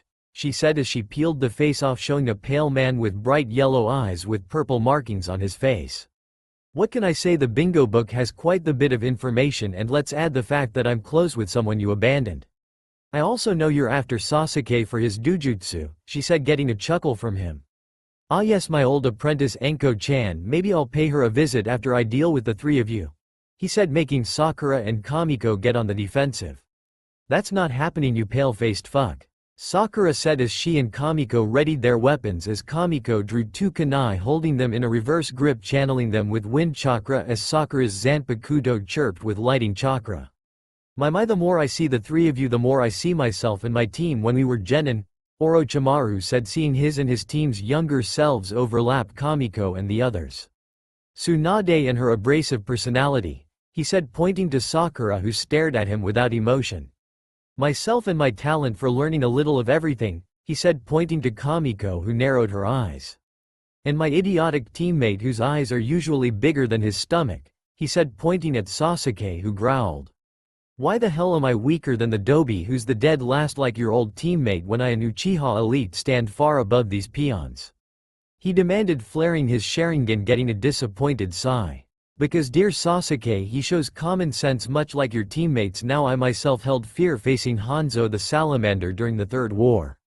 He outclassed us, and I'm not making a comparison between an academy student and a genin. No, this was comparable to a child fighting a Chunin on their own, but the only reason we are alive today is because we made him work for his victory and threw everything we knew at him, and not even that was enough to warrant our victory, he explained when he was launched towards the genin thanks to a shadow clone from Naruto. Looking at each other, they nodded as Naruto tossed his kunai upwards, forming several hand signs as Sakura did the same with one hand. Raiden. Reba Ha, lightning style, lightning blade fang, Sakura said, swinging her sword, causing several blades of electricity to fly towards him. Futon. Mugen no K's no Ha, wind style, infinite wind blade, Kamiko said as she swung her two kunai, tossing several blades of wind in the same path of the lighting blades. Yugo. Arashi no Kami no Odori, fusion style, dance of the storm god, they said as the blades combined, growing larger as they hit, causing a medium-sized tornado to form where Orochimaru was hit, only to hear clapping making them turn to see Orochimaru behind them. I must say I'm quite surprised, taking two jutsu that hold a negativity towards each other and making an offensive jutsu of such a caliber. If I had to say, it would be considered an A- ranked jutsu at the most with how much chakra you two put into those jutsu, he said, making them get on their toes. But I can't waste my time on you two, no matter how much potential the two of you have. My only focus is the Sharingan, he said, making a clone as it vanished and reappeared in front of Kamiko with its fingers glowing with blue fire, and slammed it into her stomach where the Shikifuin once resided, launching her farther away from the area and through several trees. Naruto. Sakura said as she was pushed against a tree and bound there by a large snake coming from Orochimaru's sleeve, as she heard Sasuke scream in agony when she saw the original Orochimaru clamp down on Sasuke's neck. I suggest you get your friend out of here, but do know that he will come to me for power once he's already had a taste. It's all it takes to want more, Orochimaru said with a chilling chuckle as he faded into the shadows as Sakura was let free from the snake as the cone vanished. Grr. Sakura growled as she created a clone to grab Sasuke as she used her blood and drew insignias to her arms as she placed them both upwards chanting, "Black and white net. 22 bridges, 66 crowns and belts. Footprints, distant thunder, sharp peak, engulfing land, hidden in the night, sea of clouds, blue line. Form a circle and fly through the heavens." Weaving her hands through the air, a box formed with roots that spread across the box as she said, "Bakudo number 77. Tentikura. Way of binding number 72. Heavenly rickshaws in silken air. Kamiko, Kamiko, can you hear me?" Sakura thought, getting a groan in exchange. Other than the searing pain in my gut, yeah. If I was a Jinchuriki for Tsunade-chan, still I'd be out of it for a while, but the seal has still cut my control and reserves down to what my clone was at originally, but I still have power and control in my belt, she said, getting a relieved sigh from the pinkhead. Oh, thank goodness, but Sasuke was branded with Orochimaru's curse seal. He said once he has had a taste he'd come to him for more, Sakura said, getting a groan. Well, that's pretty inconvenient, but right now I have to go find Anko. I feel her in the forest and Orochimaru is more than likely heading towards her. I'll catch up, you get Sasuke to a safe spot and I'll find you, Kamiko said as the connection was cut. You better be alright, Kamiko, and Anko is in so much trouble when Kamiko reaches her, she thought as she had her clone follow her to find a safe spot. With Kamiko. Anko, when I find you, you better pray you're dead before I get there because I'm going to kill you myself. Kamiko thought with a growl as she was engulfed in blue fire before changing back to her normal self, hiding her leaf headband as she hopped to the next branch, destroying each one her foot touched from the pressure she used in each hop. One of you guys ready to fight? She said as Tsunade stepped up to the plate. Leave it to me, this guy focuses on speed and I'm the fastest out of all of us next to Zangetsu when he uses Bankai, she said, getting a nod from her and the others as her sword appeared sheath on the back of her waist. I gotta hurry, she thought as vanishing in a burst of static the moment her foot touched a branch, leaving no trace of her in sight but an indentation on the branch. With Anko. Damn it, I should have listened to Kamiko, Anko thought, writhing on a thick branch as flame-like markings formed on her body as Orochimaru stood over her. Dear Anko-chan, surely you should have known better than to go against your master. I guess I just had to discipline you more, he said with a chuckle when he was launched back from a kick to the face, making him get thrown into several trees. If you so much as lay a hand on Anko, I'll kill you, Kamiko whispered loud enough for Orochimaru and Anko to hear, making her wince at the lack of "chan" in her name, or the pet name she always called her. "K Kamiko, she started before she saw the cold look in her eyes, making her freeze. Anko, shut up and stay there, she said, staring at Orochimaru as he pulled himself from the wreckage, chuckling. This must be the second time someone has gotten the drop on me, but you girl, the power you give off is astonishing, he said as he stared at Kamiko getting into the Dragon Hakuda-styled taijutsu, bending her knee as she had a leg fully stretched out with Tsunade in her right hand parallel to her shoulder while the left was outstretched like her leg. Jinteki Shikasetsu Tsunade, sting all enemies to death hornet, Kamiko said as the wakizashi glowed before it shifted, forming a black and gold gauntlet with a small stinger-like blade on her middle finger with a small chain attached to the blade and gauntlet as a large pressure began to build in the area, making the air ripple, causing a trickle of sweat to form on Orochimaru as he struggled to breath. What is this pressure? It's as if death itself is gripping at my heart, he thought, staring into the lifeless red eyes of the woman in front of her before she vanished with several butterfly-shaped markings formed on his body as Kamiko appeared in front of Anko again. What are these? He said, getting an uninterested stare in exchange. These are Tsunade's special ability. Every stab with her stinger places one of those little markers on my opponent. If she stabs the marker again, it's an instant kill, no do-overs or restarts, she said, preparing Tsunade for a second strike. Let's see just how great Konoha's former snake Sanin really is, she said, forming two clones as they formed several hand signs before resting at the last. Enten. Goka Mekyaku, blaze style, great fire annihilation, Kamiko said, spewing out a large burst of black fire. Ao no Kaden. Goka Mekyaku, blue fire style, great fire annihilation, the first clone said, launching a large burst of blue fire. Kaden. Goka Mekyaku, fire style, great fire annihilation, the second clone said, launching a large burst of fire. Following the same stream, they fused together, making a tornado of black, red and blue fire as she said, "You go." Jigoku no Hano, fusion style, flames of hell. As the burning tornado exploded, the entire area was covered in multicolored flames as Kamiko moved, with Anko getting out of the blast zone only to see the snake Sanin's skin in his place, making her growl. Anko, Kamiko. They heard, making them turn to see Hiruzen and his Anbu. I sensed your energy and the large use of chakra. What happened? He asked, getting a sigh from the two as Kamiko let the Anbu check Anko over. It would seem that Orochimaru is in the village, as I already left you a message, but he's also marked Sasuke with the curse mark. My best guess is that his want for Sasuke is only secondary to whatever else he could want, Kamiko said, making Hiruzen raise an eyebrow. What makes you think that?